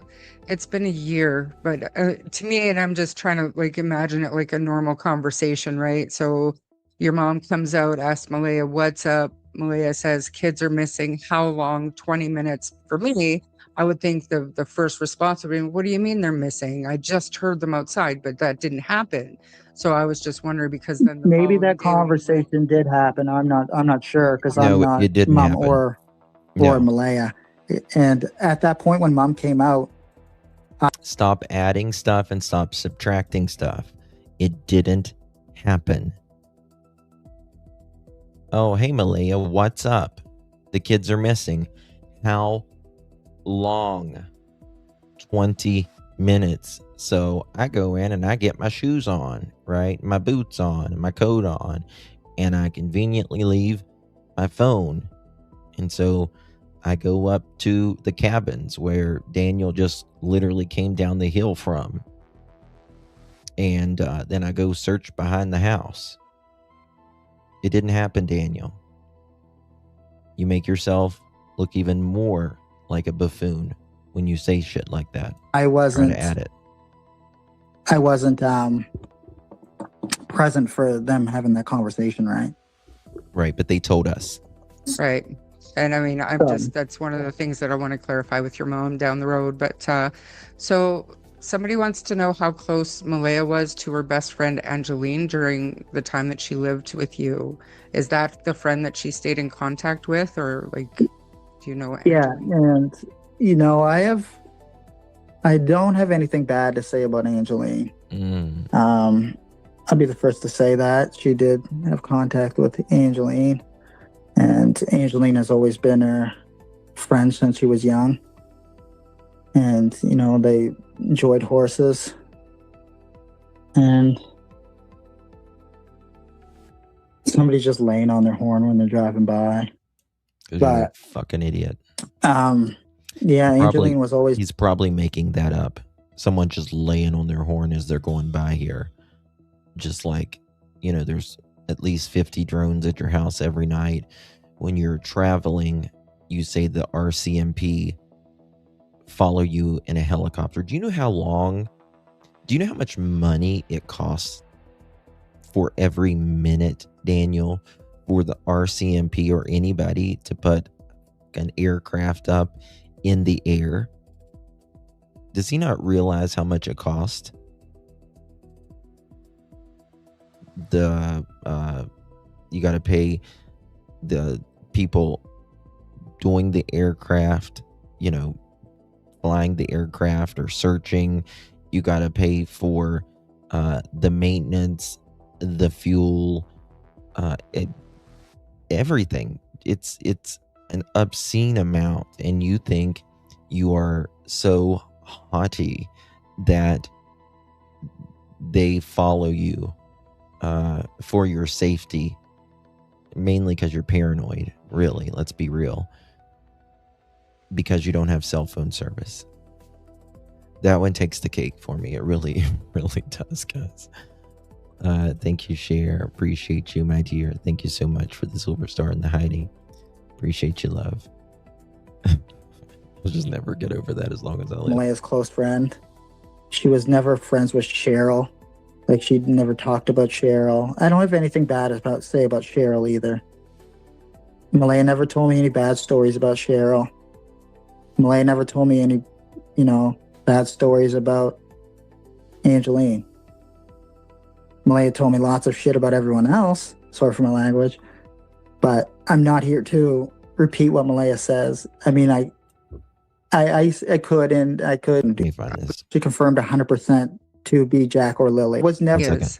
Your opinion on how the boot prints got up on the pipeline, if you have any ideas. Listen to this. That boot print on the pipeline, that was never actually confirmed 100% to be Jack or Lily. They just see that as the best potential evidence that's not on the property that's a boot print. No, they confirmed it. They, in fact, went to quote great lengths to confirm that, right? They went to great lengths. 1 second here. I need to find something. Let me see if it'll play. Okay. Now, going to come straight back to this in just a second, but I want to find something to compare this to. There was I don't know what you would call them, search teams or deal. And yeah. So you weren't allowed to go into the woods. Where were you at during this time? I was actually back by Mom's RV talking to her, and we were wondering why we couldn't go back into the woods. And then a number of minutes passed. I'd say about 10 to 15 minutes passed. Now, here he says, we were just hearing him talking about the woods just a second ago. Here he talks about we were wondering why we couldn't go back into the woods. I would really like to know who the we is. Not that you're watching, Daniel, and you couldn't put that in chat, but I would really like to know who the we is. When you say the we, first of all, you never said you were in the woods. Like I said, you said you were in the car, on roads and maybe some trails. Your mom was supposedly behind the house as well, but you just seen her in a second there. So you were in that 10-15 minutes, you were wondering why you couldn't go back into the woods. However, what's kind of weird to me right there is if you were back there talking to your mom in that 10 or 15 minutes, when did you ask them in that 10 or 15 minutes when you could go back into the woods if they were talking to Malaya? Now, you do say, to be fair, that when you pull up and you pull next to the swamp there, that's when you say that they say, Daniel, don't go back into the woods. And that's where another problem lies. Again, how did they know your name? How did they know you were in the woods? And all of that. So either way, the big questions right there. And a guy in military gear, it said Oliver on the back of his on his shirt or vest or whatever you want to refer to it as, or uniform, we'll call it. Yeah. He actually said, Daniel, you can go back into the woods. And I actually believe he was later on. He was a canine handler, but I don't know if the dog was there yet at that point. Understood. Because I remember seeing him with a canine unit, I'm pretty sure, later on in the search. And so you were allowed to go back in the woods? Yes. Yeah, and then I immediately... Which time, Daff? We were talking about that on the phone yesterday.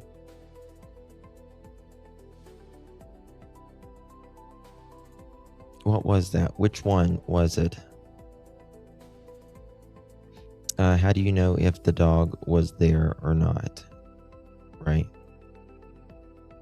Yes, the boot print was confirmed. Oh yeah, they went to great lengths to do that. They went to Walmart. Jumped the fence, and I was right back into the woods, and I did all the streams that were up behind the house that lead into that little marsh that's actually to the left of the house, which you showed.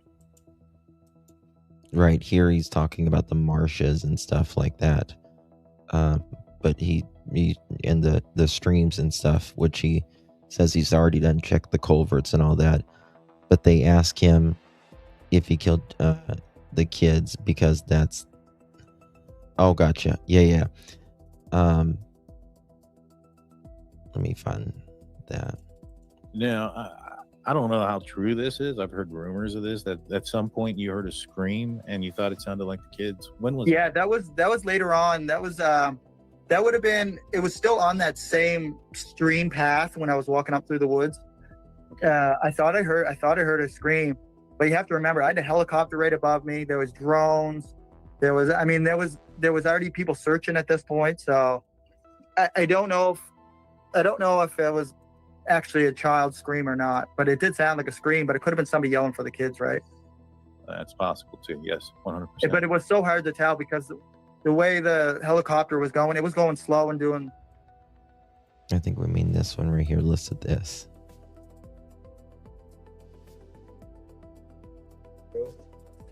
I didn't kill Lily and Jack.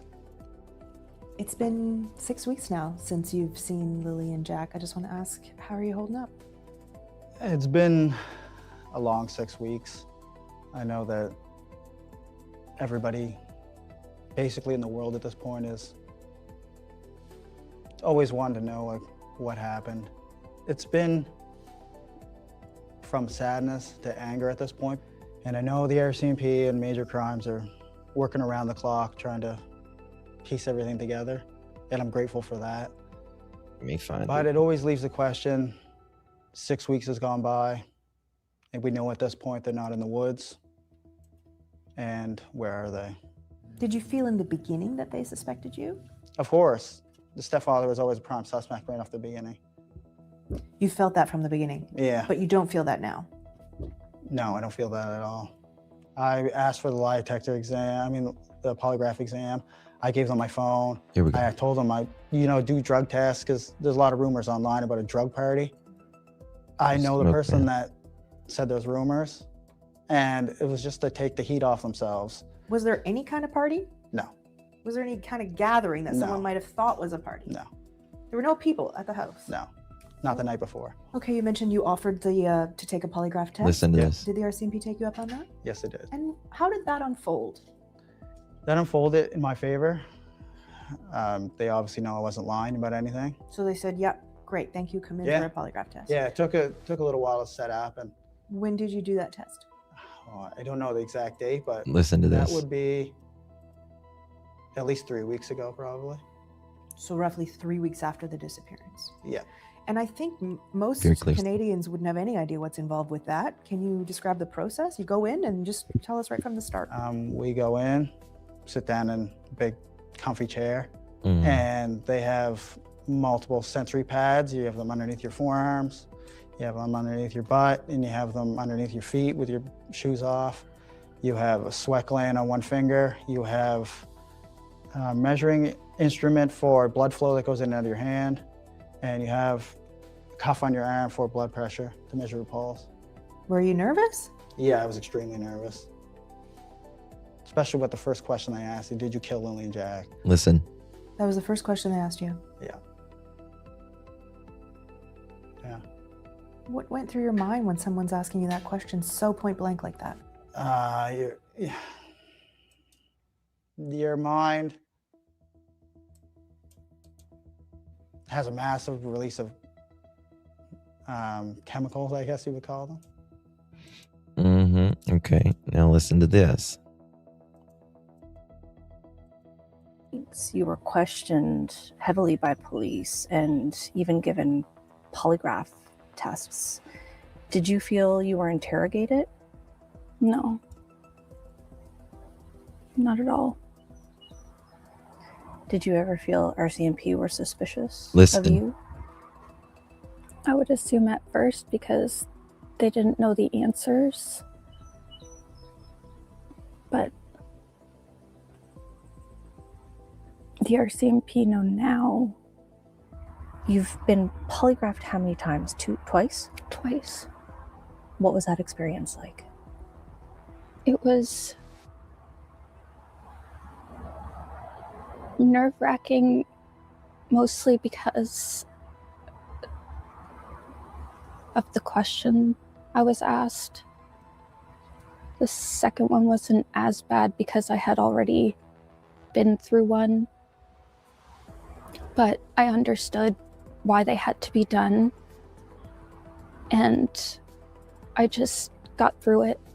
And Thank you, my darling. because I Appreciate knew you. the truth. What Ellen, was the question? Thank you. Thank you, Horsey. The first one was if I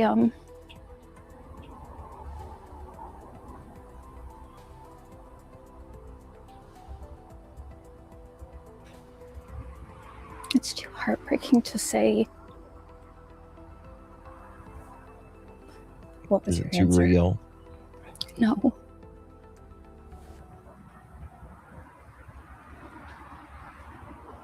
Did police ask if Listen to you this. had anything to do with the disappearance? No. But I kept asking that question myself to them, and they would just reply, "That's a good question, but..." This is the weirdest thing to me. Did the police ask you if you had, anything to do with your children's disappearance? And she says no, but I kept asking the police that question. Meaning, do I have something to do with my kid's disappearance? Now, why? And Daphne, I don't think you were here yesterday, but we played Leilani Simon, Quentin Simon's mother, who was convicted of unaliving her kid.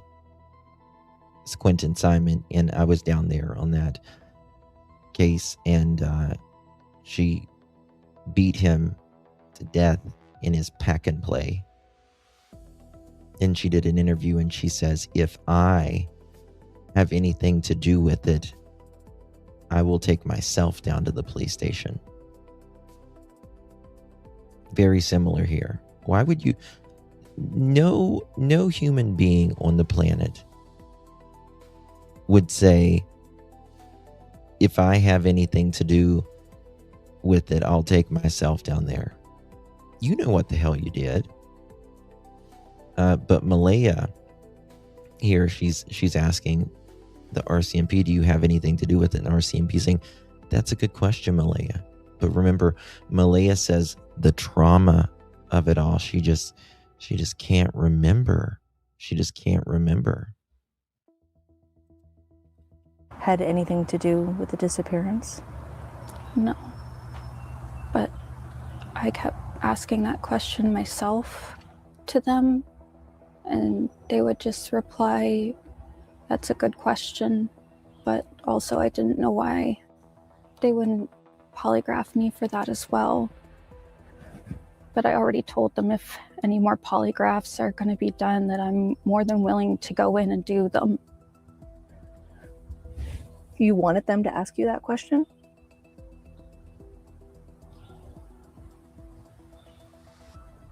Can I ask you that question? Throw the cue cards up. Did you have anything to do with the disappearance of Jack and Lily? No. Bullshit. Right here it is. I'm here. I've been here every day since this. I am not running and I'm not hiding. And if something does come up that I am at fault, I will take myself to that police station. Chatham County Police have... Little Quentin. She will take herself to that police station. Now she's convicted unaliver, which we knew it then, just like we know, in my opinion, with Malaya and Daniel. Now she's, I think, appealing for a bullshit. Crazy.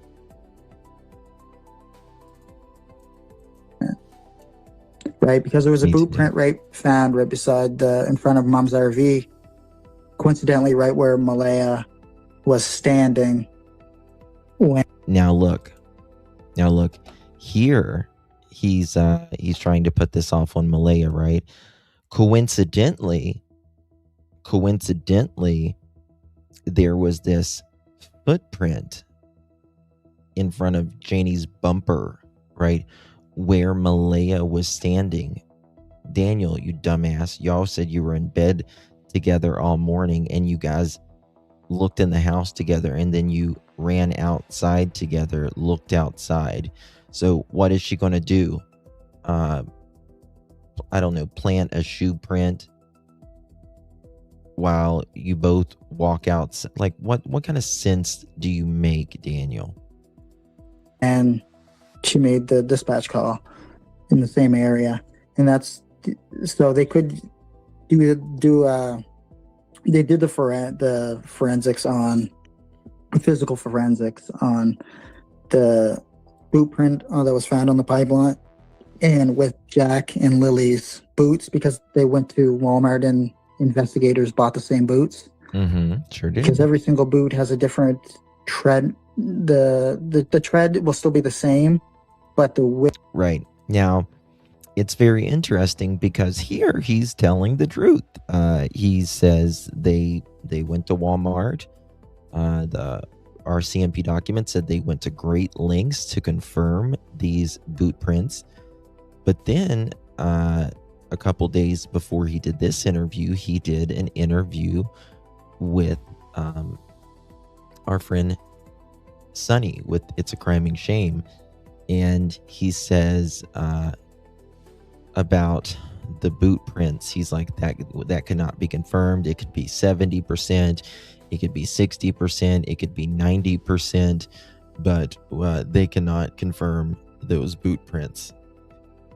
And it's like, you just talk out of your ass. Of the tread marks on the boots are significantly different for each size. That's correct. So they had to get the exact same size as Lily's and the exact same size as Jack and the same brand and the exact same model of boot. And they check them with the forensics on the pipeline, and it's not 100% match.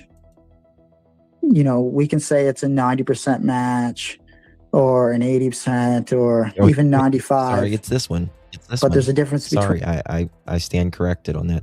Or maybe he said it on It's a Crime and Shame too, but I didn't realize he said it on this one. Now listen to this. Listen, he just said that they went to great lengths, right, to check those boot prints. He doesn't want to confirm these boot prints, though. He just wants to talk about the one that they won't confirm, and that's the one that was in their yard. And they check them with the forensics on the pipeline, and it's not 100% match.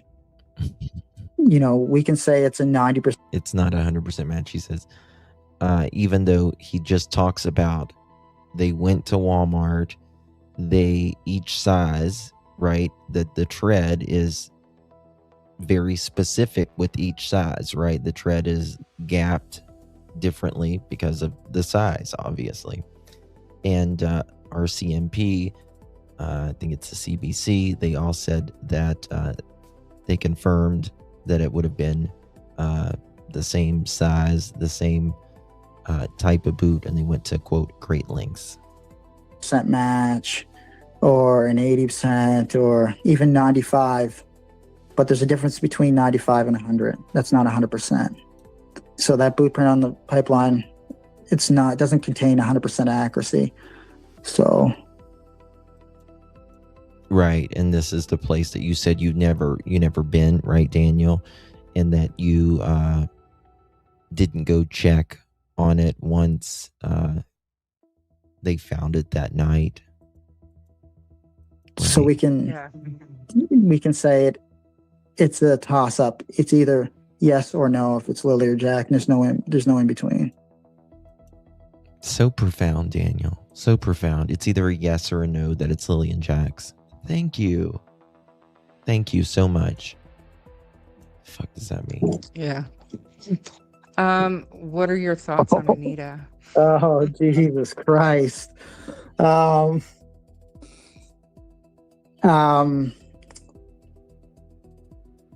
Very. Oh, I can't believe I'm even going to say this. Who sent in that question? Jesus. I think Anita. Let me fast forward this to the next question right here before I go to the next. And never brought to light. A lot of it helped me through, like, did it, times I had over the last year where, Jordan helped me through, like, a lot of, times I had over the last year where, every day wasn't the greatest. And there's a lot of conversations between. By help, you mean he got you your rugs on those hard days, right, Daniel? Jordan and Anita, I think that were never brought to light. And it was only, the terrible stuff that was ever brought to light. No one wants to put out something that's actually viewer friendly, we'll say.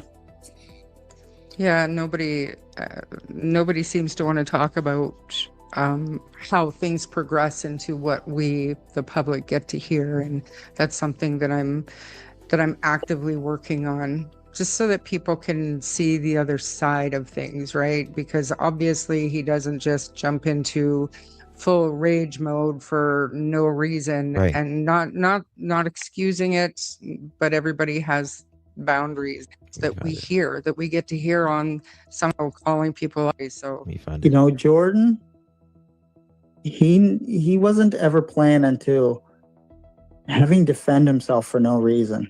It was his father that brought him in. You know, and being my friend. Has anyone heard from old, what's his name? Durwood? Is he, slithering around anywhere? Has he been quiet? Like, anybody? Where did 80%, 90%, 95% come? It came out of his ass. That's where it came from, Deb. Yes. Nope. So he's still slithering around. Jordan had court not long ago, yeah. Her appeal was denied, thank God. Yes. Oh, yes to him being quiet, yeah.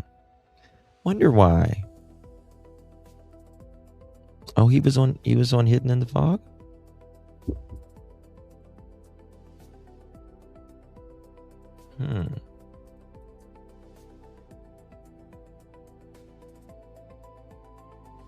He's on Hidden in the Fog every other night. He's always on TikTok. All he ever wanted to do was stick up for me because he believes I'm innocent. And I am innocent. And Jordan, he doesn't take criticism well because he doesn't deserve to be criticized.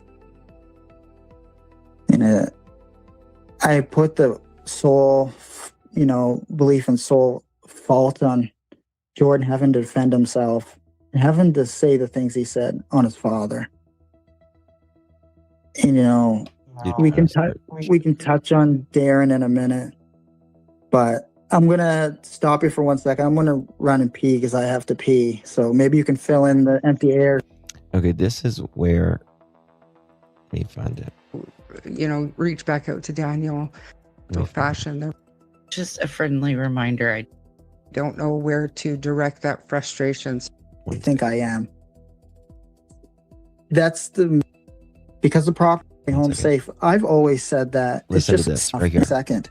That's the main thing. So because they want the awareness and that, but you cannot, in correspondence with major crimes, because I would constantly ask them, can I tell the public this? Can I tell the public that? And no, Daniel, don't touch on this. No, Daniel, don't. Again, that's about, him and Malaya said, RCMP didn't want us to talk, right, on these things. And he's like, no, we just want you to be mindful. Touch on that, but you can say that if you want. You're free to do interviews. And law enforcement will never stop you from doing interviews because they want the awareness raised.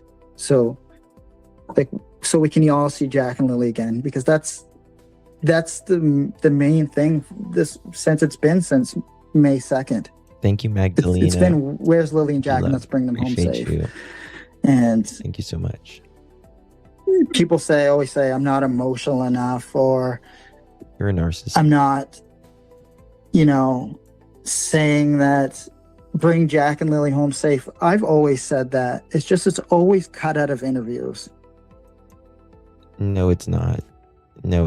I'll cut it. Thank you again, Magdalena. Appreciate you very much. Thank you for gifting 2 pearl necklaces. If you received one of those, make sure you give our Magdalena a big, big thank you. Appreciate you, love. They want these clickbait. You hear what Malaya said? Malaya said yesterday, right? She's like, these YouTubers, they want clicks and they want views and all of this. And listen, then she asked people to keep putting their name out there and all that. again, don't blame us for something you guys won't do, Daniel and Malia, right? Don't blame YouTubers, TikTokers, or anybody else for that, Malia, and then ask for us to keep putting their faces out. And you haven't spoke on them in 15 months. And Daniel, shut the hell up. You have said every lie that I can possibly think of in this case. Thank you, Cher. Appreciate you, my dear. Thank you so much for the clutch. You know, thumbnails or clickbait topics where it's Daniel saying the cadaver dogs will not find anything for 100%. And by saying that, I'm trying to tell the public the truth, because the cadaver dog. Well, you know, it would be great if you would tell the truth, you piece of garbage. That would be great.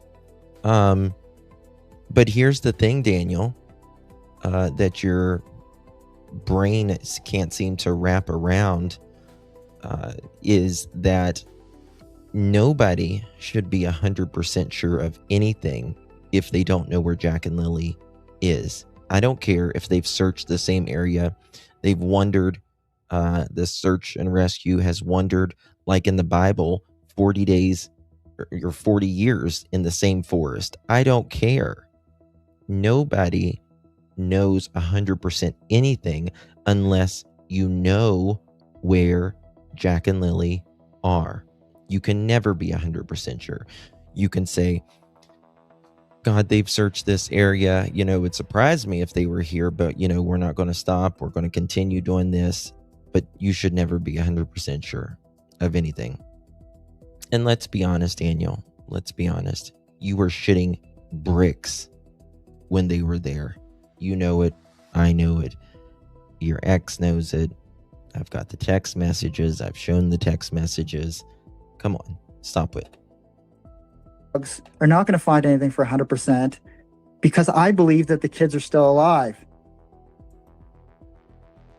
And I don't believe Charmaine there, God bless her. She's just doing her thing right there. The kids are buried on the property, right?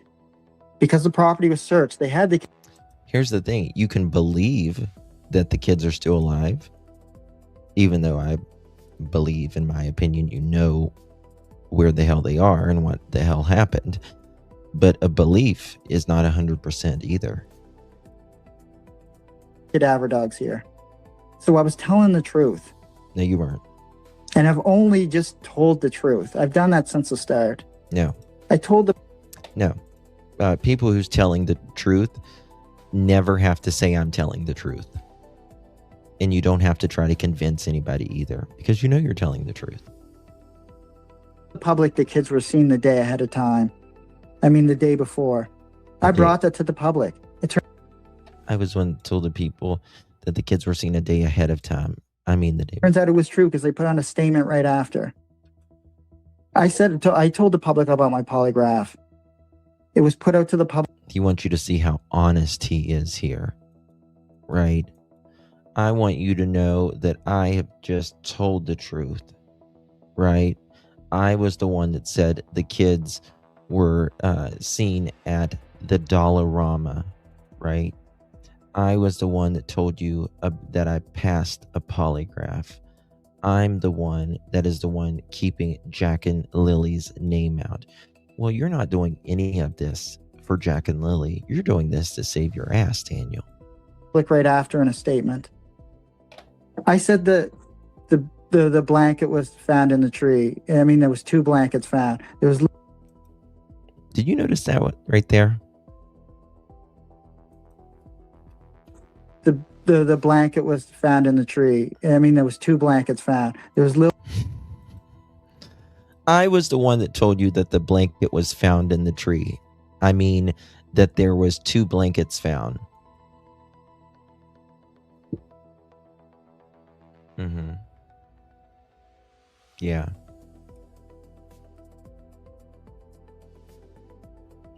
you were the only one that denied that was Lily's blanket as well, Daniel.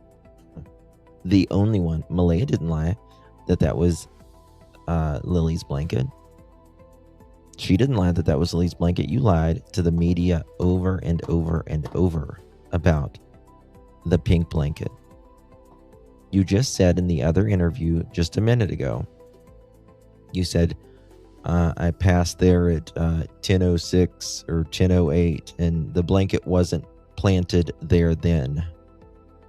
The blanket wasn't planted there then. Now listen. It was put out to the public right after in a statement. I said that the blanket was found in the tree. I mean, there was 2 blankets found. There was Lily's found. That there was, I was the one that said the blanket was found in the tree, up in the tree. I mean, there was 2 blankets found.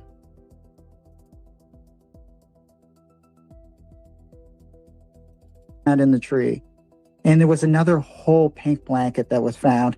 Officer Kara Mason brought to me. She said, "Is this Lily's?" And I said, "No, that's a solid pink blanket. That's not Lily's." And there's a lot of misconceptions there. No, there's no misconceptions. There's no misconceptions. Even the news said you were deceptive on telling them, right? Why don't you talk about what you said to the 2 reporters when Malaya first left? You know, when you told them Malaya's going to blame all of this on me. And that's where they found that very confusing, because they was like, what do you mean she's going to blame all of this on you? And you said, never mind. Or miscommunications where I said it was Lily's and then I said it wasn't. That was never the case. You are the biggest liar right there. We have you in quotes saying it, Daniel. If you go back to my first CBC interview, I said there was 2 blankets brought to me. It doesn't matter if there's 1,000 blankets brought to you.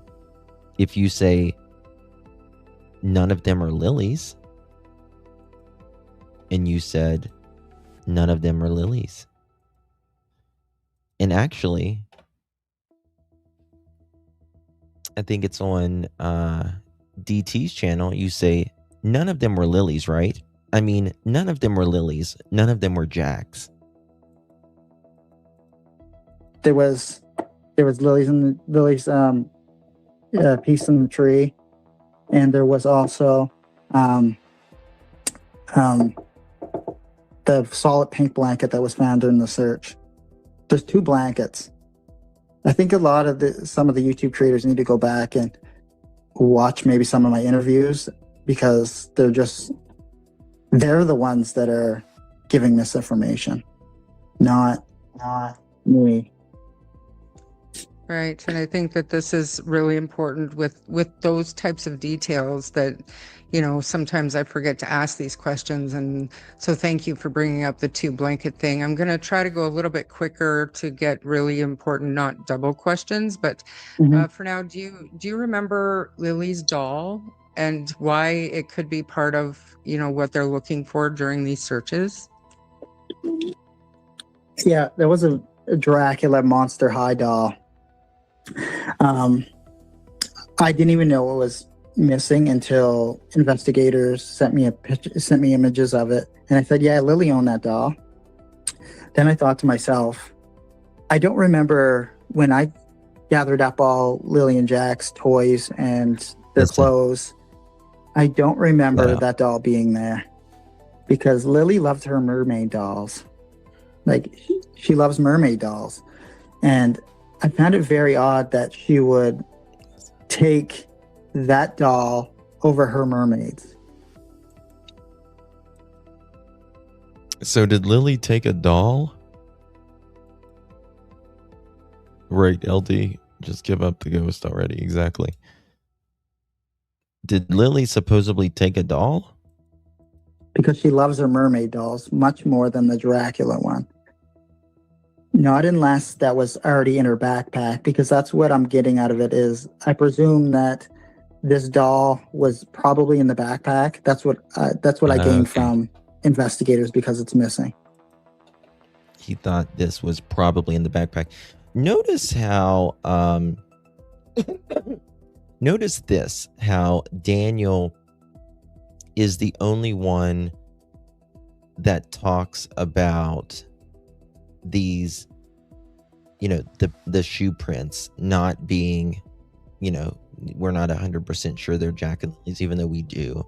Notice how Daniel was the only one that avoided saying that was Lily's blanket for so long.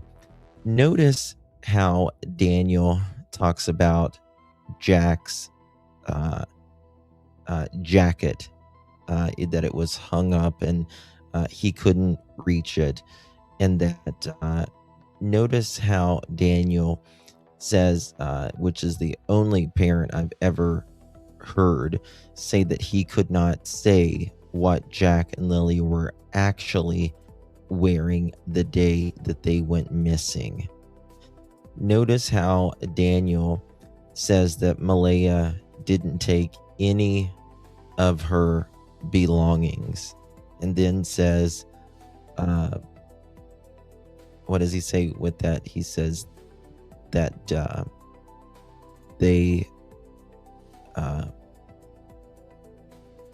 she left her stuff at her mom's or grandma's or something like that. And then he talks about Lily's shirt as well. Daniel also talks about his 2 shirts. He said Malaya took them. That's the only thing she took that day. And she wrote, kind of a note on the bathroom mirror with lipstick. He's the only one that talks about that. Yeah, left her stuff at Patty's place. But he didn't plan anything, right?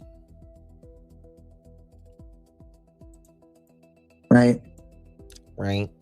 And I don't really have much on that other than that. Yes. That wasn't her preferred. Yes, exactly. Notice how they only took Daniel's DNA to compare it to Lily's piece of blanket that was, as he says, and that I agree, was planted in the tree. Didn't take anybody else's DNA. Doll. Or whatever you want to refer to it as. Thank you, Lisa. Thank you, love. The jewelry. Yeah. Appreciate you, babe. Thank you so much. Okay, thank you. And then a number of questions are about if it's possible that Malaya could have had someone else pick them up, or did the kids know that they weren't going to school that day? Like all these questions that I don't know that you would have the answer to, but I don't know. Do you know? That first one is kind of like a theory or conspiracy, or Correct. I've always thought that in the past, but as time goes on, let me find this. Let me show you this. I'm not too sure on the theories or conspiracies or what happened. I just don't know. And I think it was a lapse in judgment for the accusations I made. I'm not defending Malaya in any way, but I just don't know. And I don't know what to say on that. I just don't know what happened. Because I lay in bed with Meadow every single morning, and that morning was no different for me. And I thought Lily and Jack were going to school that day. I didn't know they were being marked absent. And I'm going to say this. Malaya failed to get up with Jack and Lily that morning. I have always done the same thing when I do. Malaya failed to get up with Jack and Lily that morning, right? But you said that, y'all wanted to get Meadow to get as much sleep as possible. And though, Daniel, you say you were the one that saw Lily that morning, even though Malaya was just laying in bed. that you spoke to Lily that morning and you said Malaya was asleep, but you claim you were the one awake. So did you fail to get up as well? Can you take any of that responsibility? Thank you, Spirit Seeker. Clock it, girl. Thank you When so I don't much. work, I Appreciate you. lay in bed with Meadow and sleep. Made sure she gets sleep because she was very young. She was just over a year old. Had been asleep. So I don't 10 really. hours. I mean, and anything's possible, but I just don't know. Like, we've done multiple polygraphs, and like I'm dumbfounded at the situation, like everybody else, because I always get these messages that say Lily and Jack didn't vanish into thin air, and that's 100% correct. But I don't know where they are, and I don't know where they went. I run over every single possible location I could think of, every person they could have had an interaction with, and I've given all that to investigators. I've even offered investigators many times that sit down with investigators, the lead investigators and the social media team, and I said, let's sit down and you guys, shoot off as many questions as you can to me, and I'll try my best to answer every single one. But they always say, Daniel, that's not necessary, or Daniel, I can see about it, but probably not. So I want the public to be fully aware of that, and that I don't just avoid investigators. Okay. I've always been so forward. And let me show you this right here. So I was just talking about how Daniel, we'll come back to this in just a second, but I was just talking about, Daniel saying Malaya failed to get up, which I do agree with that. But he says he was the one awake, right? He says he was the one awake and talked to Lily that morning and saw her that morning, even though Malaya said yesterday that she was the one that saw Lily that morning. Alley Cat, thank you so much for the Sunday, my dear. Appreciate you very, very much. A helicopter says the sleepover backpack. What sleepover? Well, he's making it sound like when Lily went to her grandma's, she would take this specific backpack for a sleepover. But look at what Mr. Mattel says here. Let me show you this right here, up in the left corner. These are text messages from Daniel on Facebook. I'll answer a few questions here. No, my brother's dog was not on the property. My brother's dog rarely is ever taken in vehicles due to her poor health. She's 15 years old and struggles to even walk. Next. Things that I could have done differently is when Lily poked her head in excitingly. I should have got up. Yes, you should have, Daniel. Malaya usually got up first with the kids, but looking back, I should have just got up and let Malaya sleep with Meadow, right? But even though you just said Malaya completely failed Jack and Lily, and I agree. I think you both should have, because I mean, technically Malaya hadn't seen Jack in 12 hours, right? But DM said he found them after.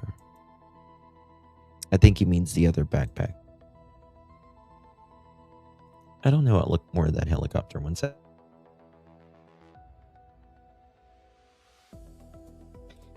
Okay.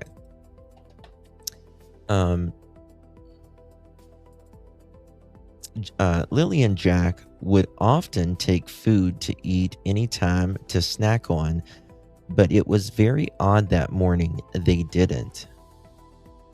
Even though he says Jack is in the kitchen and you can hear him open cabinets and all that stuff, which I don't believe any of that happened. But anyway, often Not just in the morning, but any time of the day, they pulled a chair up to the counter and took food, or pulled a chair up to the pantry to grab whatever they favored. Apples were often taken from the fridge, or yogurt cups taken and eaten.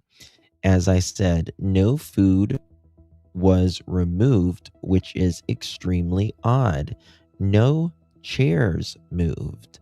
The hardest thing to swallow is I heard Jack rustling in the kitchen when Lily poked her head in. But as I said, nothing misplaced except one item, which was brought up to investigators' attention by me. What was misplaced? Now, how would he know that Jack misplaced something in the that was in the kitchen when that place was piled the hell up? You couldn't even see the damn counter.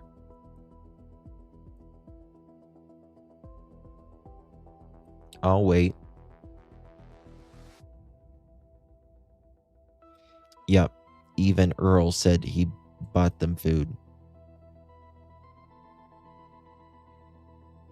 He later admitted on Char's Live when we pressured him that he doesn't know who put BBM in her crib. Oh, no, hell no. He was too high of his head.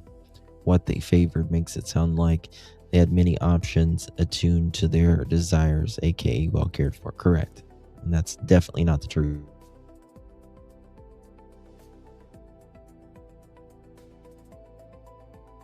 Yeah, only when it serves him.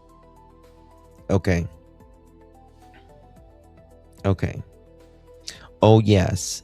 By the way, Callie, shut the fuck up on your theories and accusations.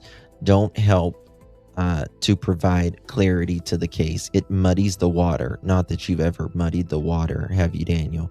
For newcomers that want to learn about the case. We all know you're an effing liar, Daniel. Newcomers may have a perspective to share that's valid. What if the newcomers think that you're full of shit, Daniel? Right? Then they're muddying the waters, right? But the BS post may prevent them from sharing due to the backlash they fear. Some may find this helpful, others will attack. I've asked numerous times for more polygraphs to be excuse me,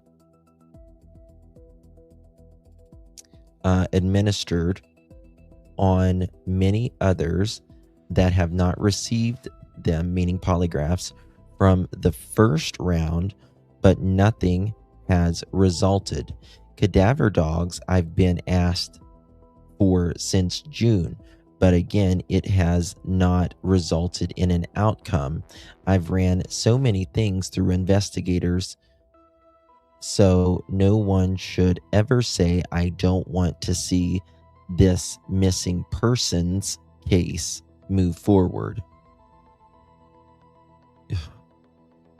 You flipped the hell out when the cadaver dogs came, Daniel. Jack and Lily deserve to be in school. They deserve to make and have friends. They deserve to go to the park and go to the mall and stores. They deserve to grow up and not see insane accusations against me or my mother or Malaya. I'm not protecting Malaya, but she is the mother of our daughter Meadow, and Meadow does not deserve to see the garbage posted online when she is older. You know what's interesting to me right there? Right there, he says that Meadow, how does he say it? I'm not protecting Malaya, but she is the mother of our daughter. Not she is the mother to Jack and Lily, but to our daughter. And Meadow doesn't deserve to see the accusations, not Jack and Lily, right? Because, you know, Jack and Lily aren't alive, right, Daniel? garbage post when she's older. What about when Jack and Lily are older, Daniel? Have common sense. Everyone talks. Sorry. Have common sense. Everyone. That's all I ask. The internet is forever. Have faith in major crime investigators. They work endlessly to bring this case to close because I've already expressed to them I will not accept a cold case, and I know all of you will not either. Amen, Daniel. This is still considered a missing persons case. It has not switched to a criminal case. Explanation point, explanation point. This is still, okay, 1 second.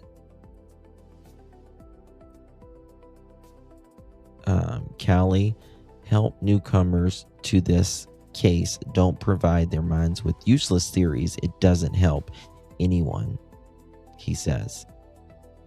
Okay. Right here. Then it meant she knew her kids weren't coming back, quote, end quote. Daniel was also upset that Malaya left, quote, I've been the only one there for them, he sobbed in an interview, quote, she can't control them, meaning Jack and Lily. Only I can. They act out whenever she's there, meaning Malaya. She always gets me to calm them down or get them to stop fighting or feed them or get them up and put them to bed every night. Well, it's very interesting you didn't put them to bed the night they went missing, and you didn't get them up the next morning either, Daniel. She was asking me to do everything. It just breaks my heart not to ever see everybody, whatever that means. Daniel has said in an interview that the evening before the kids disappeared, everyone was home. He said he spent the evening working on the fence in the backyard. It was a night just like any other for the young children, he added, though he couldn't remember the time he went to bed.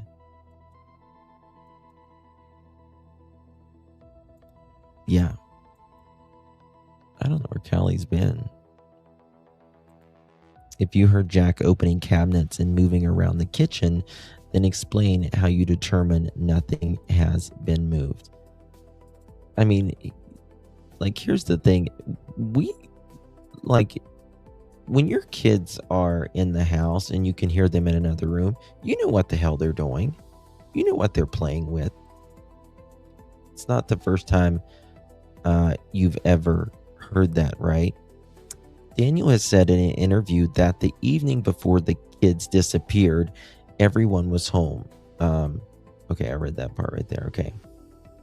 There is, however, at least one account of strange activity at the mobile home that night.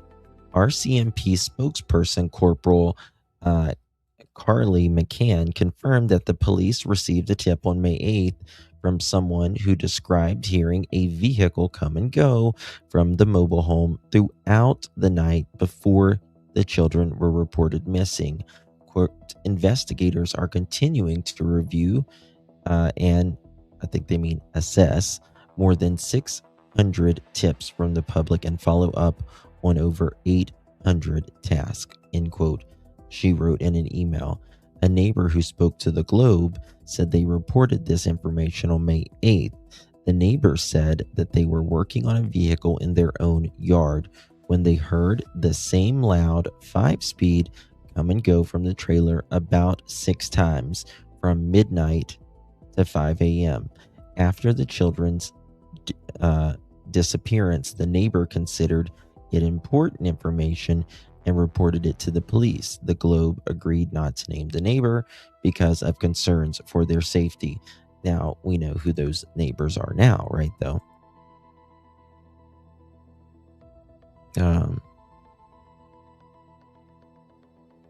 No, but she was not walking, but also underweight.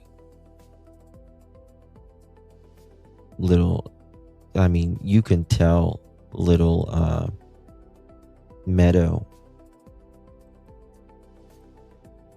a major difference after she got out of that toxic environment. Now, with the blanket, Daniel initially told police and the Globe on May 5th that the pink blanket found in the woods did not belong to Lily. Now, remember, he just called us a liar. He just called us a liar on that, right? People are making that stuff up. Again, Daniel initially told police and the Globe on May 5th, right? This is 3 days after Jack and Lily vanished, that the pink blanket found in the woods did not belong to Lily, but he later changed his story. In a subsequent interview, he suggested that the blanket was planted, taken from his week-old garbage. He also claimed 2 of his sweatshirts that we just talked about a minute ago mysteriously disappeared from his home after the kids went missing. He declined to elaborate any further.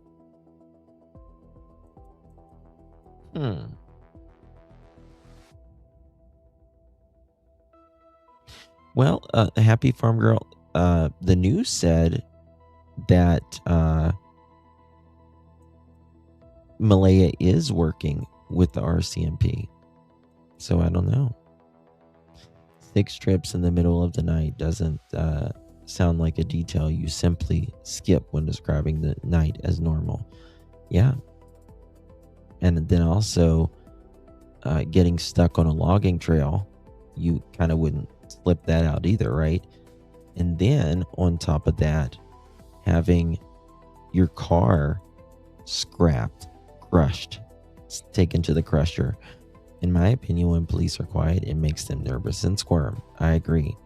Justin, if the neighbor reported this to the police on May 8th, then I want to know whether investigators were able to identify that vehicle. I think at first they were not able to verify that vehicle. When this report first came out, they did. I don't think that they were able to, but then I always say I think something else. It took a little while, and I think that they went back, and I think they were able to find something. In my opinion, they weren't wearing what you think they were wearing. Correct. He sure did say that, didn't he? He sure did, right?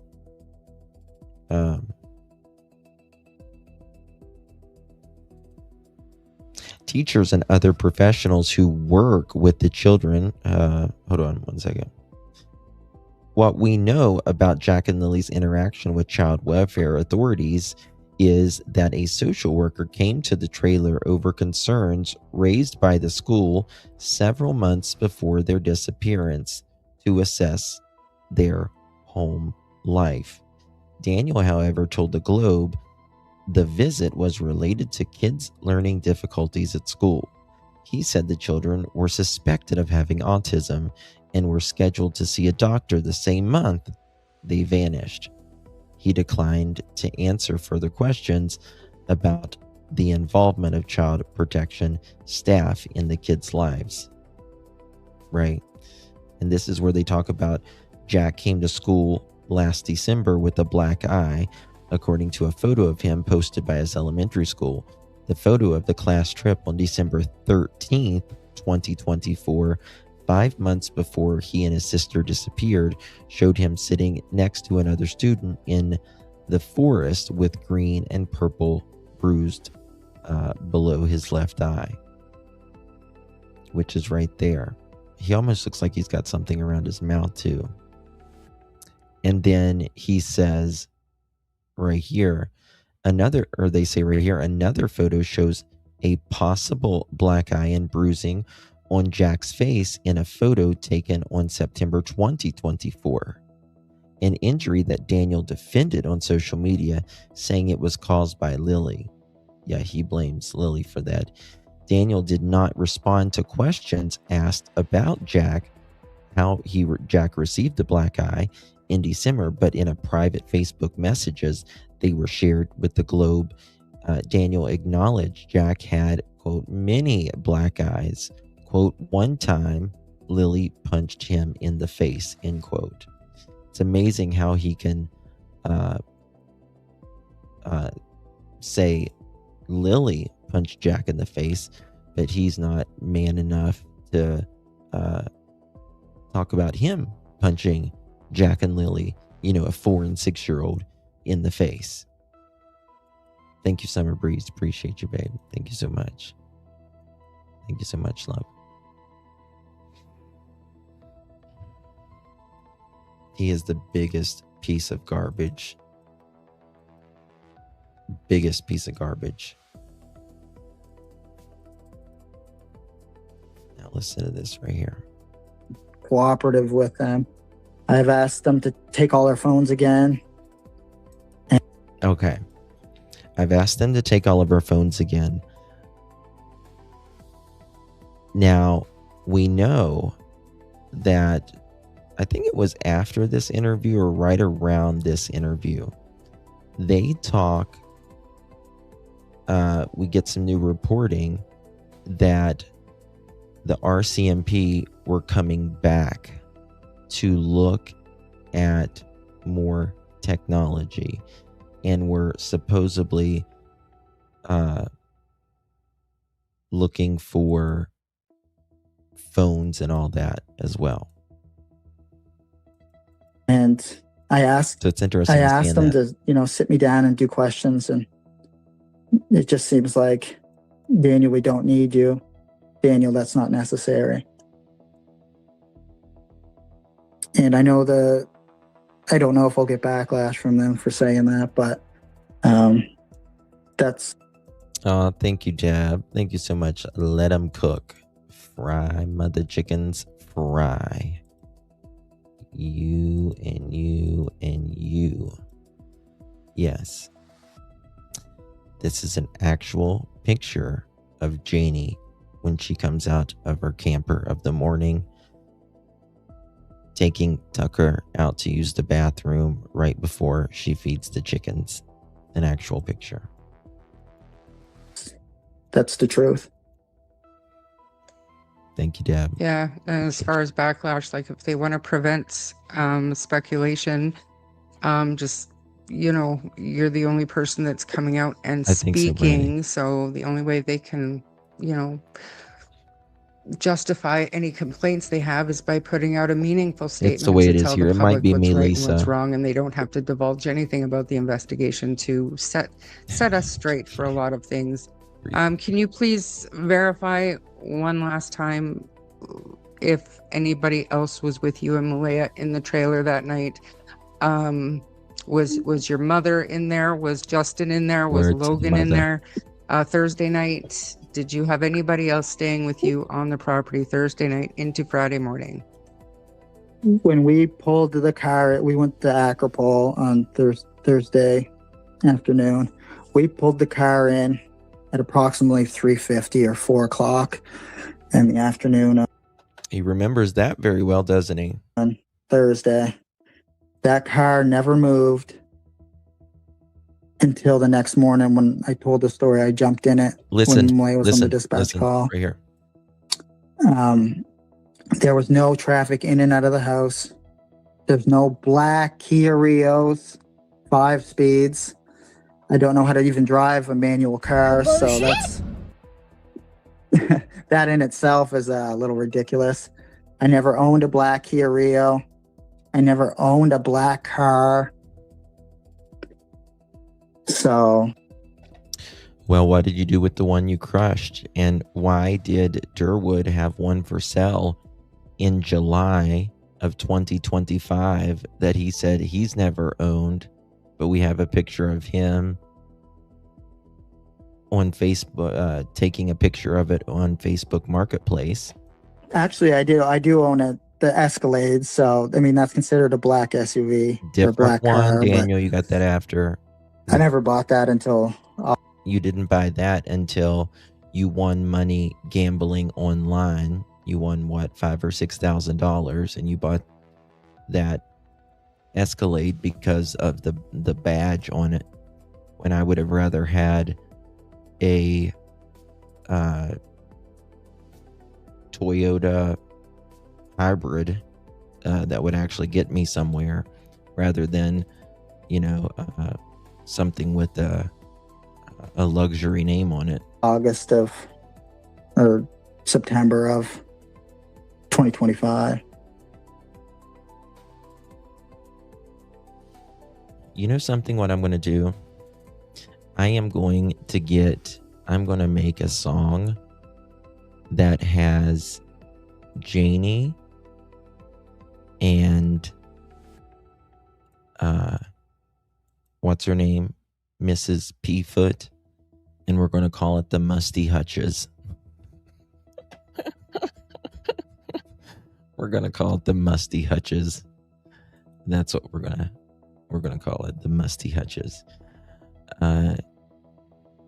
What's that nursery rhyme? Old Mother Hubbard.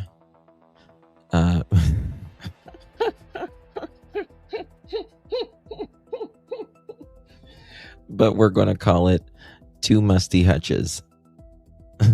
The Two Musty Hutches. Old Mother Hubbard's Two Musty Hutches. Oh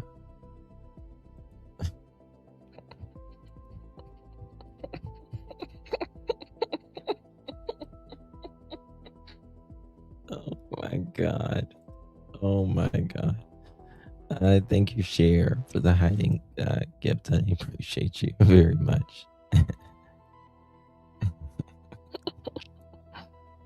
Oh my God. Well, for those of you that didn't follow me then, we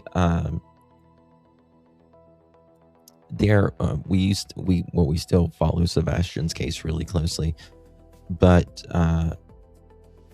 Sebastian's step grandmother, very similar to Jack and Lily's step grandmother, she had a storage building, and she had this kitchen hutch. First, she had taken pictures. I guess she was going to sell it on Facebook Marketplace, and it had some like mildew and stuff on it. And someone in chat said, God, it looks musty like that. And I was like, yeah, her hutch is musty. And so that's how we got the name Musty Hutch. So that's how we got the musty hutch.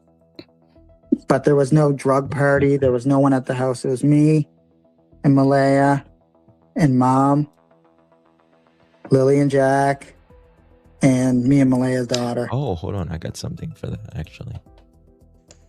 So no... Or our daughter. There was no other adults on the property. One second. Thank you. And I mean, you've got to be... I've asked many people to verify that for me, and every single person that I've asked has verified that for me. It would be just get a message over to your brother. It'd be stellar if I could get it from his voice that he was not there, but I get it. If he doesn't want to, I totally understand, but I've been trying my best to put that to rest since I found out from one of your family members who does talk to Justin, who said, in fact, he did work and he went home to be with his pregnant wife. But people just don't want to, they don't want to believe it. So it is what it is. So my brother tries to avoid, sorry for cutting you off again. Today. My brother tries to avoid all the spotlight he can because he has a family. And I know what that's like to have a family, and you don't want any bullshit to be, You don't want your bullshit, brought upon your family. Because I know what it's like to have a family. And this is been a very troubling time going from having a family to not. To what? What direction do you think the search for Lily and Jack could take next?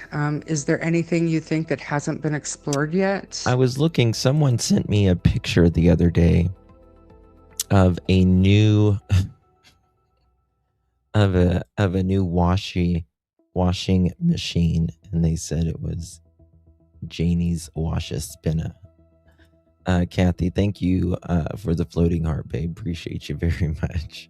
Thank you, Miss Kathy. Thank you, Magdalena, for the happy poo. Appreciate you, love. Thank you so much. And thank you again for the happy poo. Appreciate you. Janie likes what's the noise, Tucka? Oh, it's an oyster shucka in the spinner. Yes. This one right here. This one right here. Let me find it. Where is it at? Marvin, you better not shit where you eat, honey. Get out of here. What the fuck? That's the one Daphne sent me one day. She sent me her evil birds outside, and the bird, it's like these disgusting birds, and it like shits, and then the bird sticks its head out. It's like that, and I added Daniel getting his head shit. Yeah, I need to do a Janie and a Daniel and Malaya emoji. I'll work on that. And Daphne added the bucket. Oh my god. Marvin, you better not shit where you eat, honey. What's Get the out bird's of here. face? What the fuck? It's the bird at the very end. It's like, what the fuck? It opens its mouth. Just a reminder, M asked B if DM would adopt the kids. Ask yourself, would he talk about the kids like his own? What is M? What? Like, what if she changed their names? Well, she was supposedly going to change their names. But this is the thing, Daniel, he never posted pictures of Jack and Lily. He never posted pictures of Jack and Lily on his Facebook. Janie had no pictures of Jack and Lily as well.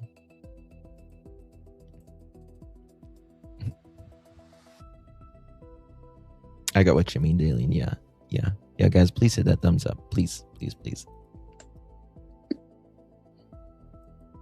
I think they should just keep following up on tips.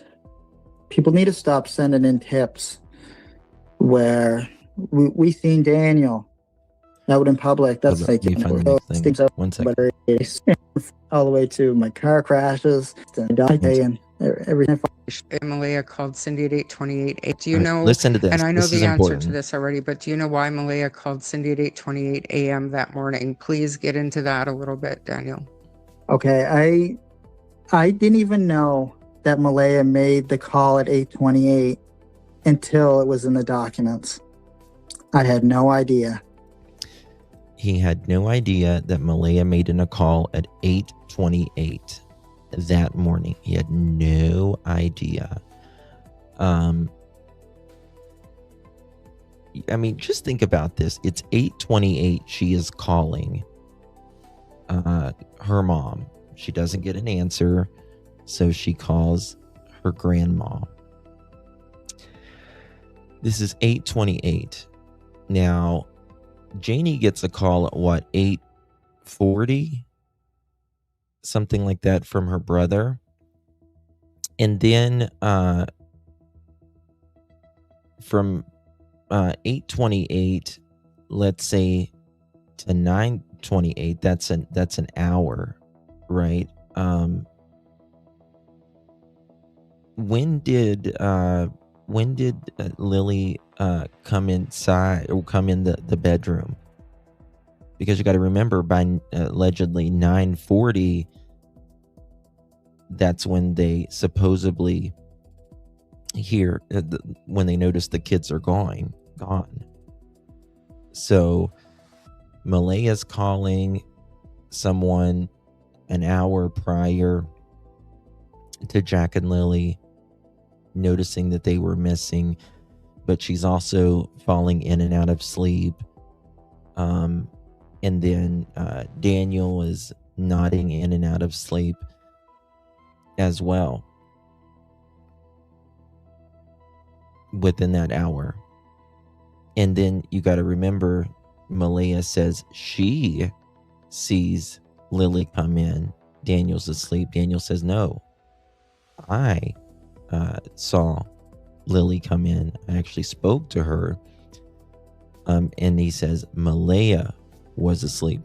Well, if Malaya was making calls at 8:28, which I don't believe either one of them saw Lily that morning or spoke to her or anything, but to me it would seem more like Malaya would have been the one that would have saw Lily if that would have happened, because she was the one more up that morning, right? She was up at 6 o'clock to say that the kids were not going to school. She supposedly gets up out of bed to get Meadow, because the kids wake her Meadow up, and she puts and turns the TV on and all this. So Malaya is the one that seems more active that morning, right? Yes, Miss Belinda. Yes. Good to see you, hon. Lots of red flags there, right? Lots of red flags. So, and that's, people are going to say, oh, he must have known that she made a call. I had no idea. I didn't even know Malaya made a call at 11:45 on Friday evening or Friday night. And she said that Cody may have taken the kids to New Brunswick. Now, Belinda and I have talked about this, and I've talked to you guys about this. To me, after they did not find the kids on Friday morning, Friday afternoon, Friday evening, and Friday night, Malaya supposedly, making calls. And to me, this is when Daniel and Malaya start putting this into action, because you got to remember, by Friday night, I think they're starting to get suspicious. They had already talked to Daniel. They had already talked to Malaya. And they're like, if these kids were gone, in 10 or 20 minutes, that we would have found them by now. We'd have got a scent. We would have known something. And there's nothing to suggest that they were taken by anyone. So I think Friday night, this is when they got to come up with the new theory. Oh, start texting Belinda. I have Malaya saying, I have reason to believe that someone might have taken them. And so they start pointing at Cody and anywhere else they can, because it's not looking good for them. And you got to remember, right after that, the next morning, Saturday morning, the day after Jack and Lily disappear, who was there? Major crimes. I didn't even know that until it was the 11:45 call was detailed in the documents, or until I heard about it. See, the things is, before those documents came out, they can't openly say, do you know about this or that? Because, that's part of the evidence. Malaya can only answer that question, right? I have no idea. If Malaya didn't answer and she said, I don't know at all, then they would come to me and say, Daniel, do you know about this or that? And I don't know what that call was about. I have no idea. And it wasn't just some random buttons pushed on her phone, because she leaves her cell phone on the end table beside the bed, plugged in and charging. So it wasn't just it randomly dialed itself. And we know sure as heck that I ain't calling Cindy, so I think a lot of the people will know, but they don't know that by now. But You told me a while ago that calls had to be made from certain areas of the trailer as well, so it's not even like she could have been half asleep doing it in bed, right? that was made on, I'm pretty sure that was made on Facebook Messenger. That I'm aware of, the call at 8:28, because that's where she talked to Cindy at, was on Facebook Messenger. And she would usually talk to Cindy 4, 5, 6 times a day. Like leading. Now, yes. Now, listen to this right here. Let me just fix that. That's where she talked to Cindy at, was on Facebook Messenger. And she would usually talk to Cindy 4, 5, 6 times a day. Like leading up to the disappearance, it was like, I mean, let's think about, these are thin walls, right? They're thin ass walls. Think about Jack and Lily supposedly being out back. Janie says she hears them playing. Kids are loud when they're playing, right? You can hear them gabbing at each other or laughing and giggling and all of that stuff. Well, if they got out of the fence, right, they're going to be talking as well. And you're going to hear them going up the driveway and all of that. And they're not just going to run straight up the driveway. They're going to be, they're distracted very easily. Things. Oh. Interesting. I just got some information in. Daniel, forget everything else for a minute. Start at 8:28 and count for every minute until 9:40, because somewhere inside those 72 minutes is the last reliable account of Jack and Lily. See, I don't even think that though, Deb. I think the reason this story falls apart so bad is because they were taken out of that house after midnight till about 5 a.m. None of this happened. All of this is made up. All of this is made up because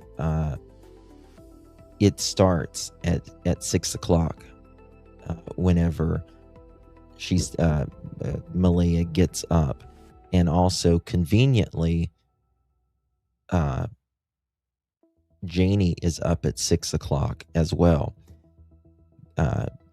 Malaya's saying kids are absent. Janie's on, texting with her brother and talking to her brother. 8 o'clock rolls around that morning. Who's on the phone? Malaya's on the phone trying to get a hold of her mom.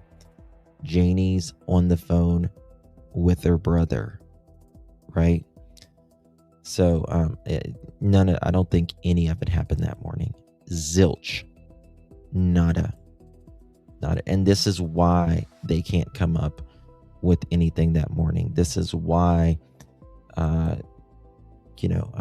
Janie didn't say, well, what do you mean the kids are missing? I just heard them outside 10 minutes ago, right?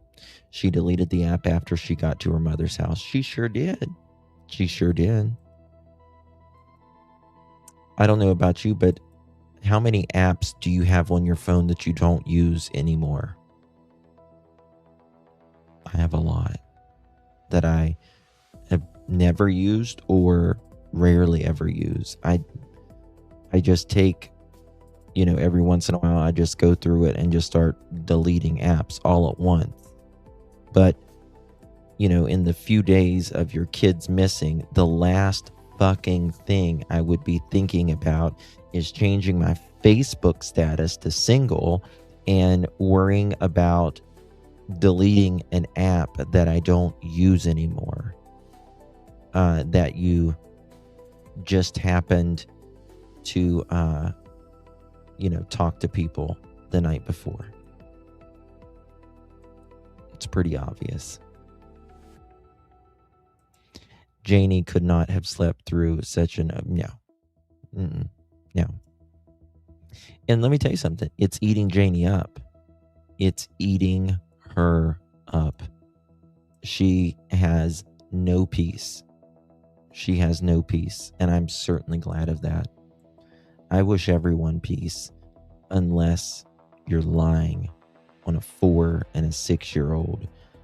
That could really bring clarity because you're protecting your math head son.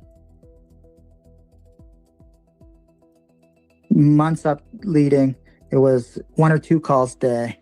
And then as time went on, 3 or 4 calls a day. And then all the way before the disappearance, it was sometimes 5 calls a day, 6 times a day to Cindy. And, I always used to ask, why is Cindy or you talking to Cindy 6 times a day? That seems a little odd. Oh, she just wants to know, how the kids are doing. Why do you care? Many people talk to their mother 1, 2, 5, 6 times a day. Were you jealous, Daniel? Yeah, it should be. But you also have to remember Malaya talked through the Text Now app through her through the internet, and so which is very neglectful, in my opinion, on the RCMP's part. They didn't take Malaya's phone for several days afterwards, and she deleted that app as well, right? Isn't it convenient how Janie doesn't take her phone when she's searching for Jack and Lily?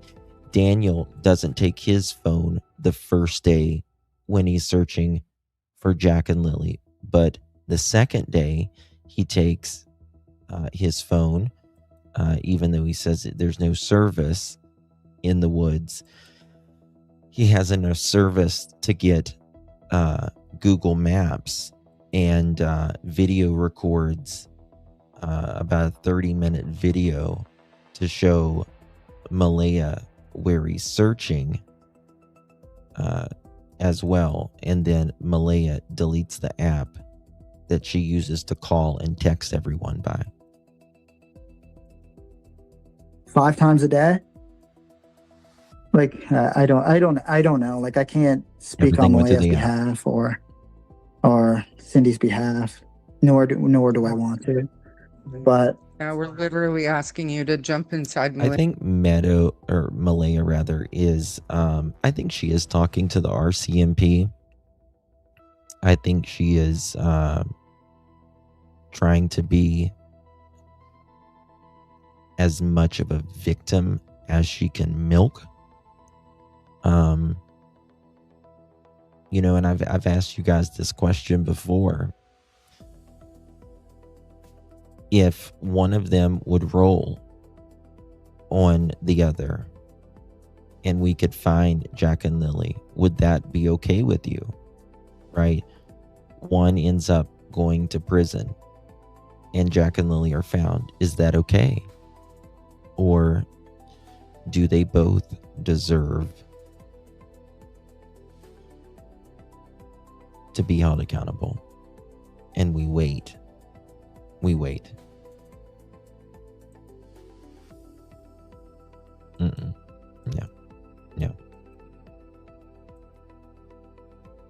His mind to find out why she, so I mean, I get it. But just to clarify though, the phone call would have had to been made at the bedroom window or kitchen window, is that correct? Not if it's done through Facebook Messenger. It's done on Wi-Fi. And right. That's a very good point, Miss Joyous. Very good point. Daniel complains about MBM talking with her mom, and yet Daniel lives, with his mother. He lives on her tit. Yeah. Daniel can't even get weaned off his mother's tit as a 40-year-old man and a father of 3.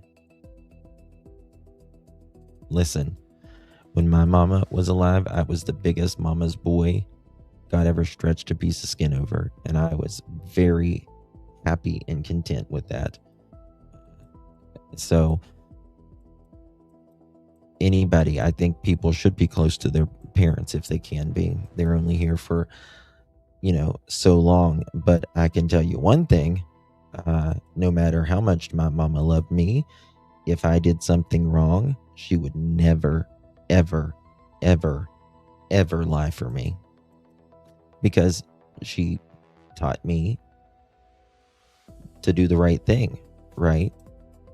If you fuck up in life, which this is beyond a fuck up, in my opinion, but be accountable for it and, take it to God in this life. Don't take it to God in the next. We have Starlink, right? So the Wi-Fi is really good. I get Wi-Fi like all the way out. Daddy's like girls, 100 feet mommy's boys. From the trailer. Yep. So it could have been made anywhere. She could have stood out by the road and made it. She could have. And this is the thing. It's not that. This is the thing. It's not that. Janie's being a rat on her son.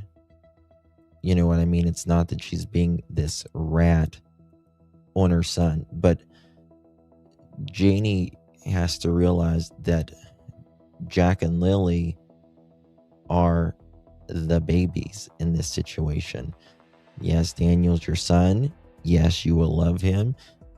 I know you don't take any pleasure with telling the RCMP the truth. But Daniel's a man. Daniel's a father of his own.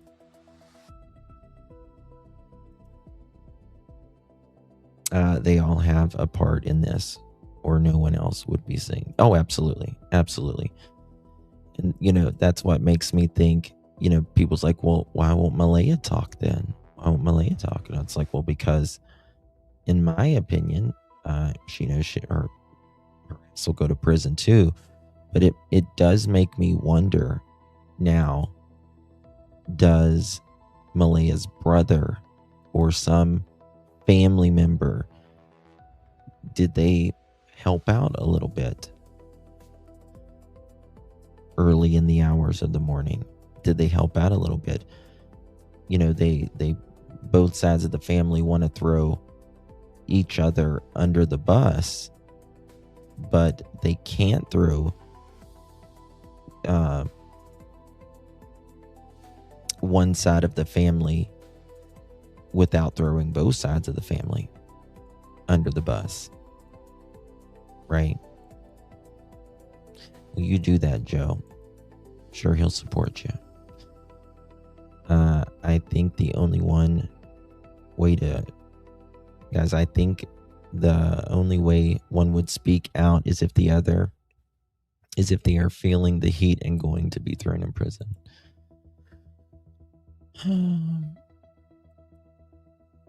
Yeah, I mean, there's a lot of talk about Daniel and Malaya's brother being close, right? Have stood in the woods behind the house and made it. She could have called from the bedroom. She could have called from the kitchen. It's anywhere there's Wi-Fi. It's pretty far. Okay. Have you done a lot of that self-reflection over the last year? Like, how have your thoughts and theories and even feelings evolved? Because I know that you talk to major crimes often and you're kind of on the inside to know more than we do. But as more information came out, can you just talk a little bit about how your thoughts and feelings? Absolutely. That's what I was, talking about yesterday. RCMP says no sign of abduction, right? Nobody, stranger took them, even though Malaya was talking about there should have been an Amber Alert. Well, you got to have someone abducting them to have an Amber Alert, someone seeing that they're being abducted. RCMP saying nobody took them, right? They're saying that they didn't walk off. There's no sign of them being walked off. So what does that leave? Well, it leaves 3 people on the property that know what happened to 2 children. Right? Jack and Lily were not treated, in my opinion, as good as Meadow and Daniel's kids. Right? They were the others. They were the others. And that's just what it was. You can love your family with your whole heart and still refuse to lie to them, because Jack and Lily deserves the truth more than any adult deserves protection. 1000%. And that Jay said she was in the driveway at 10 p.m. only because a car went by. Yeah.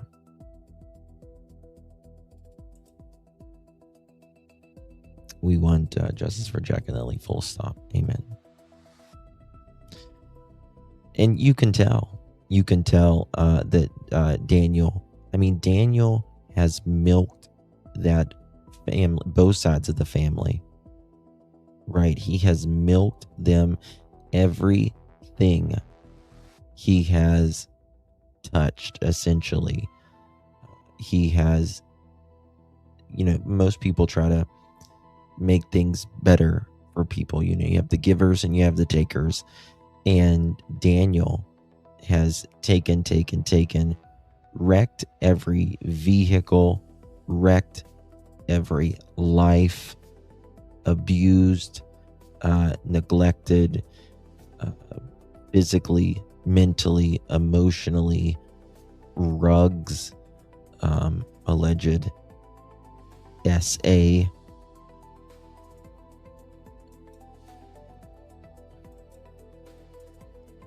Yep, the Bank of Patty. And but it was open for Miss Malaya too, and I think it still is open for Miss Malaya. I mean, she ain't working. She isn't working. Where the hell does she get her money now? She get her check straightened up?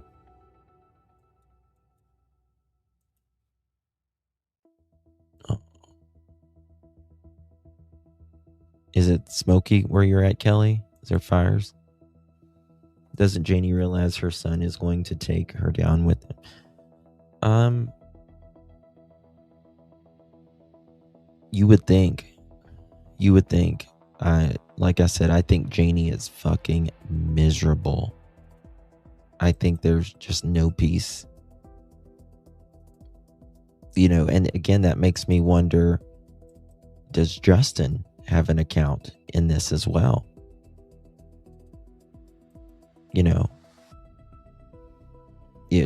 Listen, I'm not saying it would be easy necessarily to turn your son in, but what if Justin is involved and both of her kids go to prison,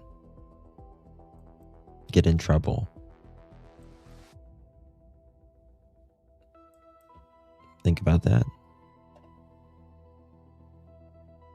Yeah, helicopter. Yeah, amen. Interested MBM said she can't sleep without her medicine due to trauma. Sure. I bet she can. I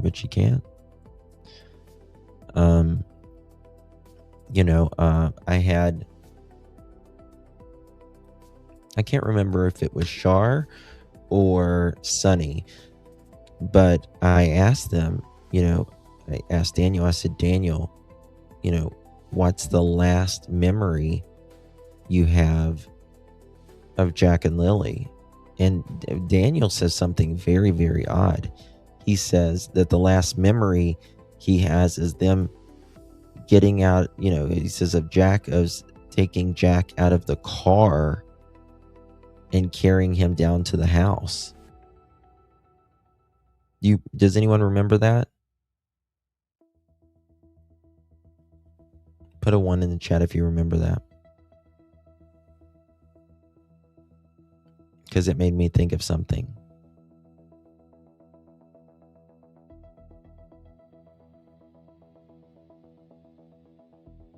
Okay.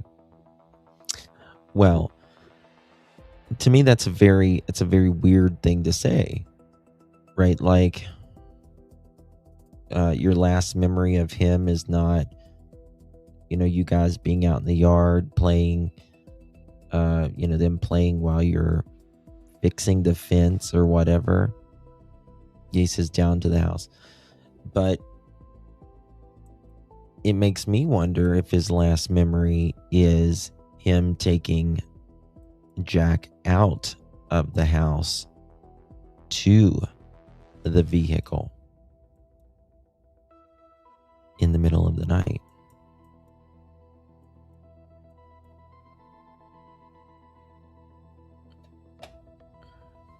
Because I wanted to ask Daniel, what's the last time you remember, looking at Jack and Lily, right? Like, when's the last time you really, looked him in the eyes, and your last time you recall seeing them? So I want it to flash across his eyes. I want to see it flash across his eyes, because we know better. We know what you saw, Daniel. And it's just a very interesting thing for him to say, yeah, the last memory I have is, let me see if it's on this one. Listen to this. It's very weird.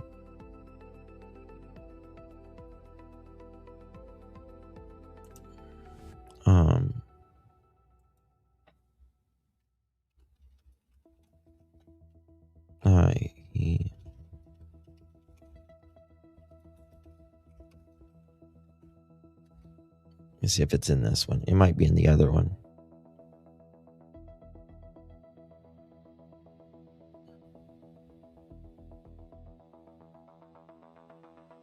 Memories thing. Jack was a precise timeline.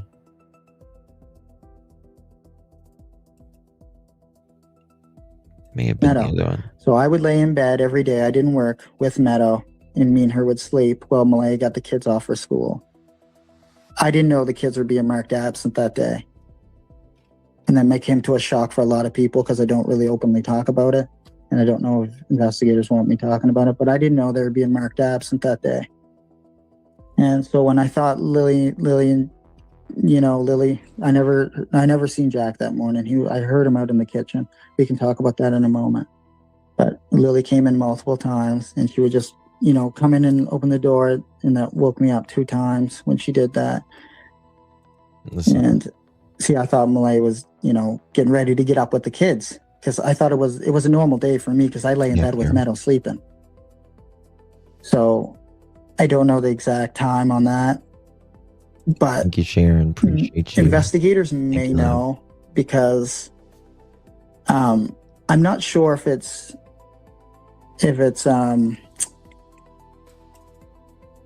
collected if you click your phone screen on and off, like, from sleep where the screen is black, to clicking it on. Do you understand what I mean, Charmaine, by that? I do, and I believe that what is he talking about? They may be able to track it. Yeah. They may be able to track the amount of times, or track the actual time it clicks on. Oh, okay, got him. But they would have a better estimate than what I would. I know that it would be after Malaya made the call, or before, like a little bit before, because I remember when the last time Lily came in, it was daylight outside. It was daylight. But I just seen it as Lily's up, Malaya must be getting up and getting her off to school, because I didn't look at my phone. I'm looking for something. Give me a second, guys. And so when we eventually did wake up, it would have been, she made the call at 10:01, so I'm thinking like 9:57, maybe around there. By the time we got up, went to the kitchen, I looked into the living room. I seen that the kids weren't there. I ran back to Lily and Jack's room, looked underneath their bed. They weren't there. So then we proceeded outside. We went over beyond the fence in front of Mom's RV. And that's when Malaya asked me, should we call 911 or should I call 911? Like, that's a given, right? I don't see the kids out in the yard. They weren't in the house. There's nothing else that, can be done. I think Malaya made it. I ran up to the cabins in the woods, which is, I don't know, 150 feet away maybe, or I don't know the exact amount of feet. And then, so I ran up there when Malaya was on the dispatch call at 10:01. And I came down the hill behind Mom's RV, and I was screaming Lily and Jack, right? And that's what got Mom up out of bed, was she heard me yelling. And because when I scream, I can scream extremely loud. When did Daniel... So, and there was no reason not to scream as loud as you can. Like, my throat literally hurt for, you know, the first few days of them search because I was just screaming so much. Hold on 1 second. And so Mom woke, that's what triggered Mom to get up, was she heard me screaming at the top of my lungs for Lily and Jack.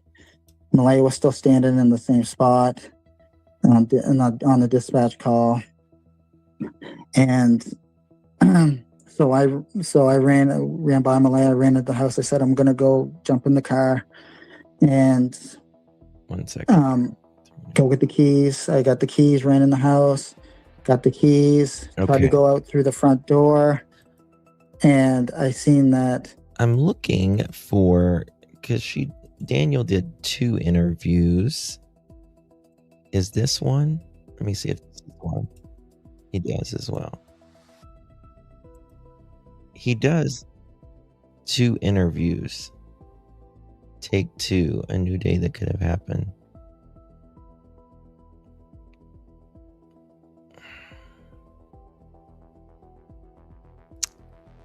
When does... Okay, there's that one. And then there's that one. There's the one with Sunny. Let me try it like this.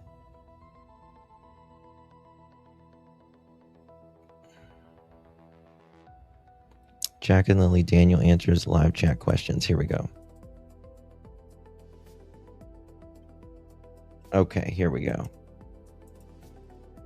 I think it's this one right here. Let's try this one.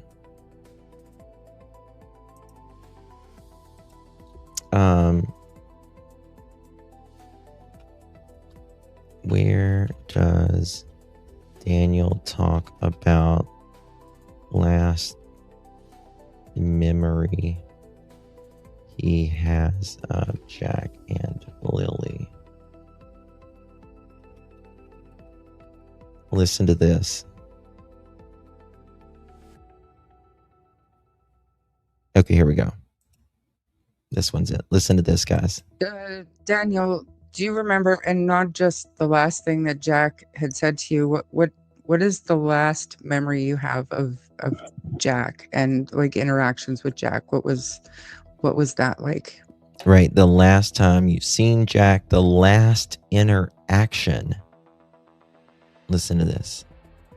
You got it, woman fish. Good job. Like what is your most, I guess, recent, whatever, your Listen last to memory this. of Jack before he went to bed on Thursday, I guess? The last memory I have is, taking them out of the vehicle, and I usually, would walk the kids down to the house. The last memory he has of Jack is taking him out of the vehicle.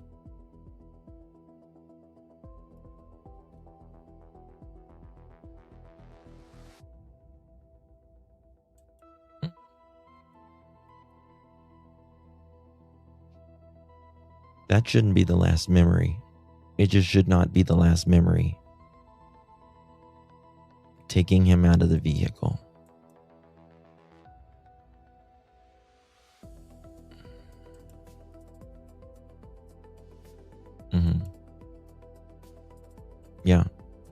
Yeah, that's the time. He says that's allowed me last seen him, right? But he said, what's the last memory you have? And I'm like, oh, you taking him out of the vehicle, all right.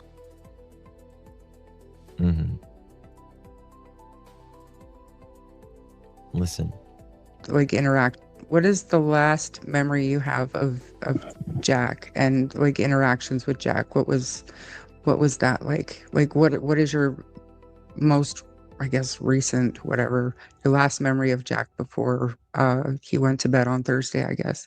The last memory I have is, taking them out of the vehicle, and I usually, would walk the kids. Now, listen. He says taking them out of the vehicle. Taking them out of the vehicle.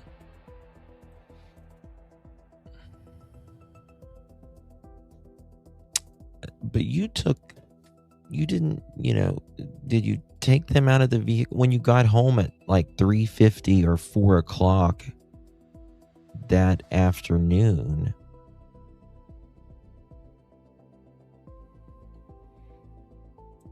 Yeah.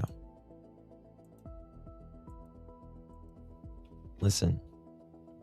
What is your most, I guess, recent, whatever, your last memory of Jack before he went to bed on Thursday, I guess?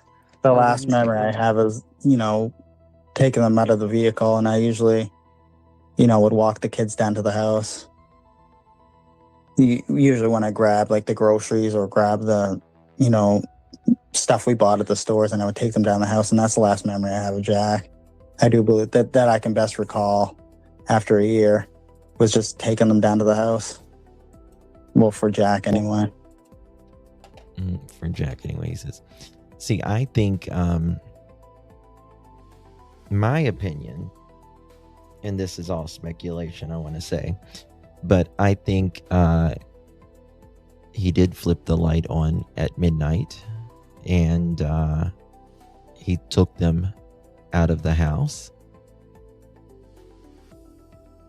and he put them in the car. Yeah. Thank you. So Daniel, no one seems to know about the two t-shirts that were found on the New Glasgow Road, one pink and one blue, or am I losing my mind? So Shy, I do know about the pink one. It was like, from what I could tell, the picture was taken on May 2nd. It had already been, the pink shirt that was found was already sun bleached. It looked to me to be too big for Lily, but I didn't know about the blue one. Do you know anything about these?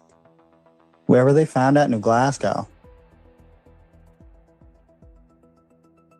No, I don't know anything about shirts found in New Glasgow. That's like 25 kilometers from the house. Okay. Yeah, and it's funny how he says, I usually take them down to the house, end quote, but not that he actually did that. Usually stuff he bought at stores, all vague. Can kind of sound like someone trying to convince, but don't know, could also be wording he uses a lot. He does that because, you say, you want to convince. Yeah, I'm not 100% sure about that either, Jai. So why did you turn the lights on Jack and Lily's room at midnight? Was that common for you, or? Yeah, I usually did that. He did. Wait, DM, I thought Malaya asked you if you should call, if she should call 911, and you said yes, the kids are missing. But also, you remember what he said in another interview about that, right? He said, just wait 1 second. Hold on, let me see if I got that. 1 second here. 1 second.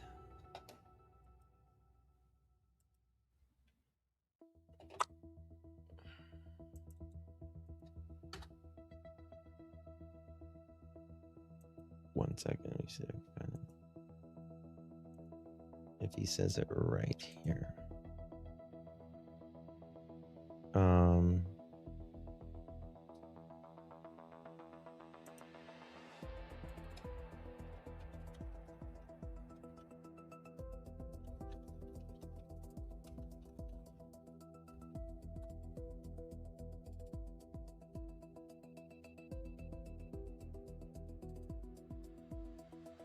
There's not mention of the kids. The video does not provide details about the guardian or whether there was delay in reporting children. The interview focuses primarily on the stepfather's experience with the police investigating in particular. in the polygraph test. That's not it. In one of the interviews, he says, maybe it's this one. Maybe it's this one.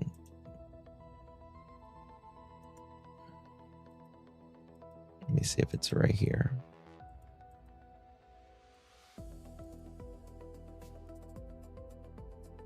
Okay. Give me a second.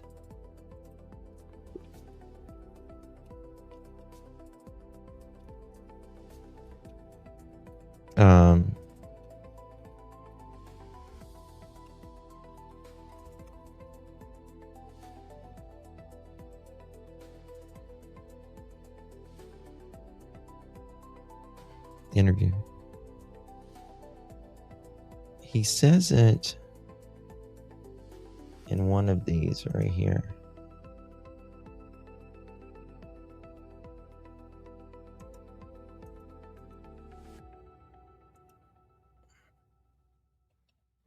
Do y'all remember which interview he says, I told Malia, just wait 1 second. Mine does too. My blood pressure spikes too. I'm trying to remember which one it was. He says, just wait 1 second. Justin, can you or Plunder get the 911 dispatch calls from Malaya's in? No. Nope, it's Canada. Listen, if this case was in the United States, I would have every vehicle Daniel ever owned, everything he's ever had in his name, everything Malaya's ever had in her name, every VoIP phone number, every email, every social media, everything. But Canada is just so different. Daleen, thank you for the floating heart, babe. Appreciate you. Appreciate you. Thank you, Wolfie, for the finger heart. Appreciate you very much. Thank you, love. Very kind. I usually carry groceries. Does not tell me what happened on Thursday. Right. When he stutters about which vehicle you caught. Is that when it was? Thank you, Michelle. Appreciate you very much. Thank you for the gold coin.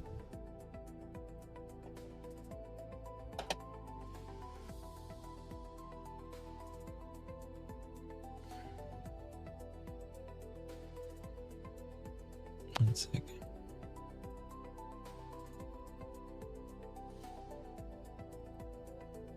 I thought it was this one.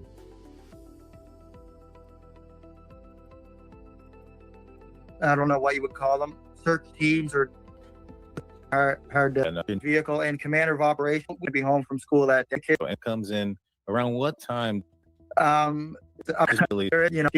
and Malaya and mom and some of the people involved, and just trying to relay information, keep us up to date and stuff like that.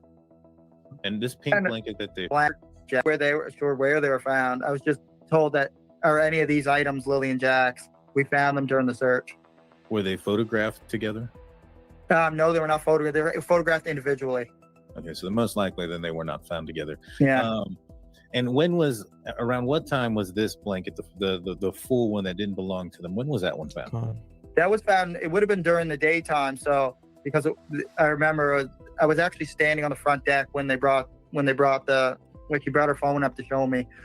So that would have been. Thank you, Pam. Sometime during the day. So I'm saying between noon and 4 p.m. The blanket, correct? School bus goes up there around, and it actually goes up and makes its way. And this bus has cameras. Look, they have multiple buses. Wow. Take a look. Road. Okay. Lantern that pit dirt road. Yeah. I'm not sure the actual. I need woods for a lot of that, Daniel. So I don't. Clear time that I could say the setup. And how were you notified about the pink blanket that belonged to Lily? The pink blanket that belonged to Lily, I wasn't notified at all about that. He wasn't notified at all about that. Yeah, right. Maybe let me check my time. 8:46. Let me look at this. I don't know what you would call them. Search teams or different units or tents at the house. So you weren't allowed to go into the woods.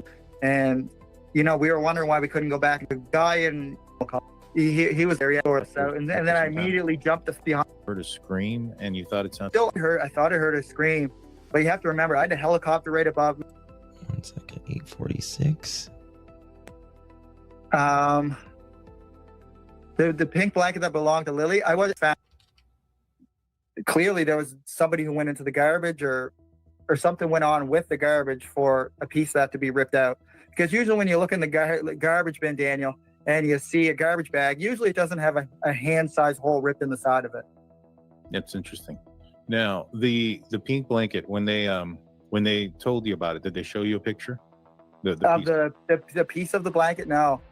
Oh, okay, No. so they just told you they found a piece, and you went to the garbage bin. And where in the garbage bin was the bag that had the other part of the blanket? Was it towards the top, in the middle, the bottom? These were like large industrial-sized garbage bags, right? Okay.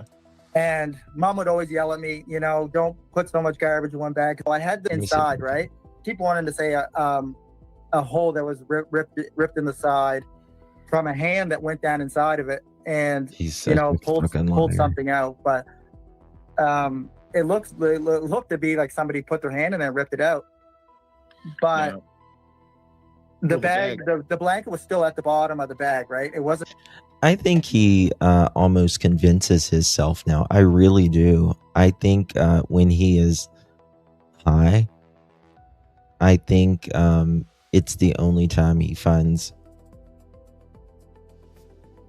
relief in his mind. And I think he almost tries to convince himself now. Pulled all the way out. It wasn't anything like that. Or on top of like all 60-pound garbage bag. Was that one? And you're right. It's this No, there interview was where he says nothing else just 1 on second. top of it or on a pink flag. And the doc was I have no idea. Leia did. I'm not sure if she did or not. I have no idea. Because I actually wasn't present at the house very much during the search, because I was just out in the woods searching, man. Understood. Like I poured my heart and soul into just searching as hard as I could. Yeah. I can imagine. Of avoiding law enforcement. And you're out there searching. Did you find out that night, or was it the next day, about the boot prints? I actually found out, I think it was the next day. And then when I asked investigators when the boot print was found, they told me they weren't sure on the exact time it was found, but they thought it was found during the middle of the night. Okay. And I know, and I made a mistake, guys, and I want to premise this was my mistake. I had indicated that this image here was a Daniel Sandwich 5 maritime happenings. I'm looking for something specific. And the mom and my brother came home on the ATV from their search, from where they were searching, to talk to Malaya, see what this photo was about. But it was actually Maritime Happening, which originally posted it, and that came from one of the searchers, I guess. Understood. So it wasn't really something that you saw from the investigators or from the search. No, it wasn't anything like that. Did they ever tell you that there was 3 prints? I don't actually remember that, but that picture always just bugged me. And then even if they did tell me there was 3 prints, like, that doesn't make sense to me, Daniel. Yeah, sure it does. I mean, when 2 kids are missing, they don't gain a follower to go missing with. You're right, but they're planted. And here, it just does. kind of show everybody, this is where the image came from. This is Malaya Brooks, and this was at 10:16 in the morning on May 3rd from Malaya to your mom. Your mom sent me this photo so that we can see May 3rd. This is where that message came from. It's near the blanket was found. And again, someone said this vehicle come in.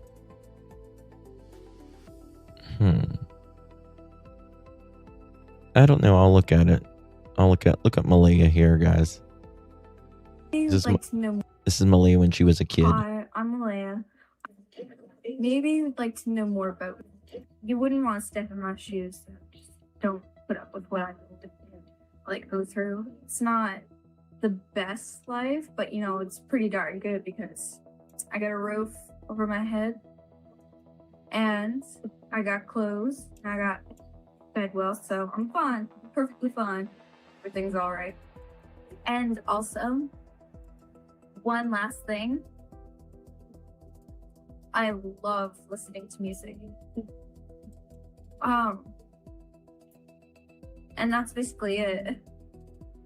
I'm actually pretty boring most of the time.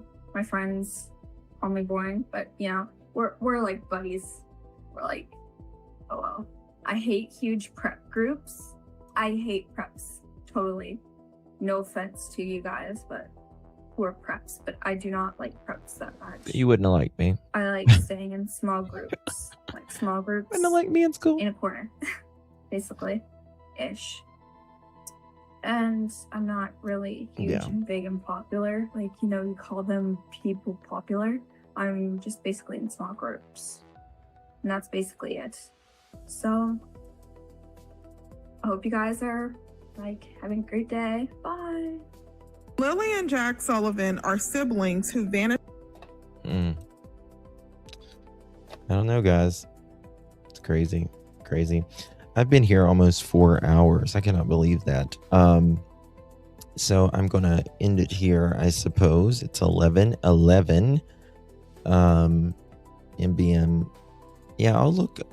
I'll find where he says, because he's like, in his text messages that I have of Daniel, he's talking about, he says, Malaya says, well, should I call 911? And he's like, well, yeah, it's your kid and miss, you know, of course, what the hell expect? And then in this one interview, he says, you know, Malaya says, should I call 911? And he says, just hold on 1 second. I'm going to check up here. So there's that. Thank you, Farm Gal. Appreciate you. So you were sent a picture of it on your phone and said it was not Lily's. Yeah. Yeah. There's so many. It's like I said, the only two people that I have, every case that you cover, they all have overlapping, especially in missing kids. They all have overlapping things. There's nothing new under the sun, as I say. But I've never covered, what is unique about this case is I've never covered someone that just boldly lies over and over and just complete contrasting things. I think Daniel and Stacy Wandra are the two biggest, boldest liars that I've ever covered. Most parents, you know, when there's suspicious things or going on or whatever, they will not answer the question, or, you know, they'll say something a little slightly varying, but they won't just completely say something completely opposite that they've already said. Right?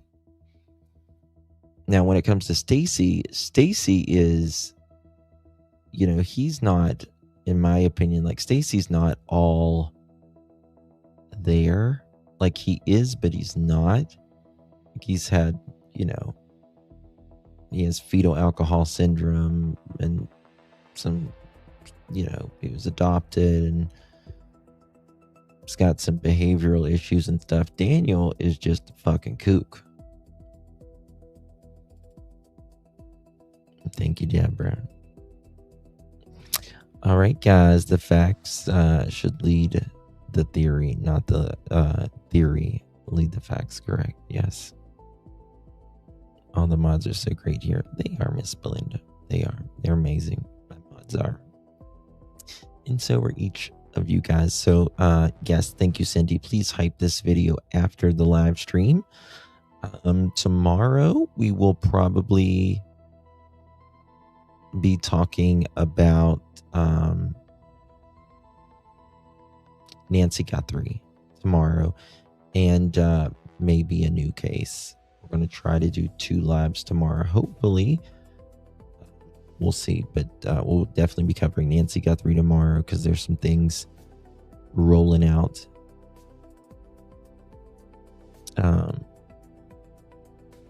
Are you okay, Miss Belinda? Is everyone okay?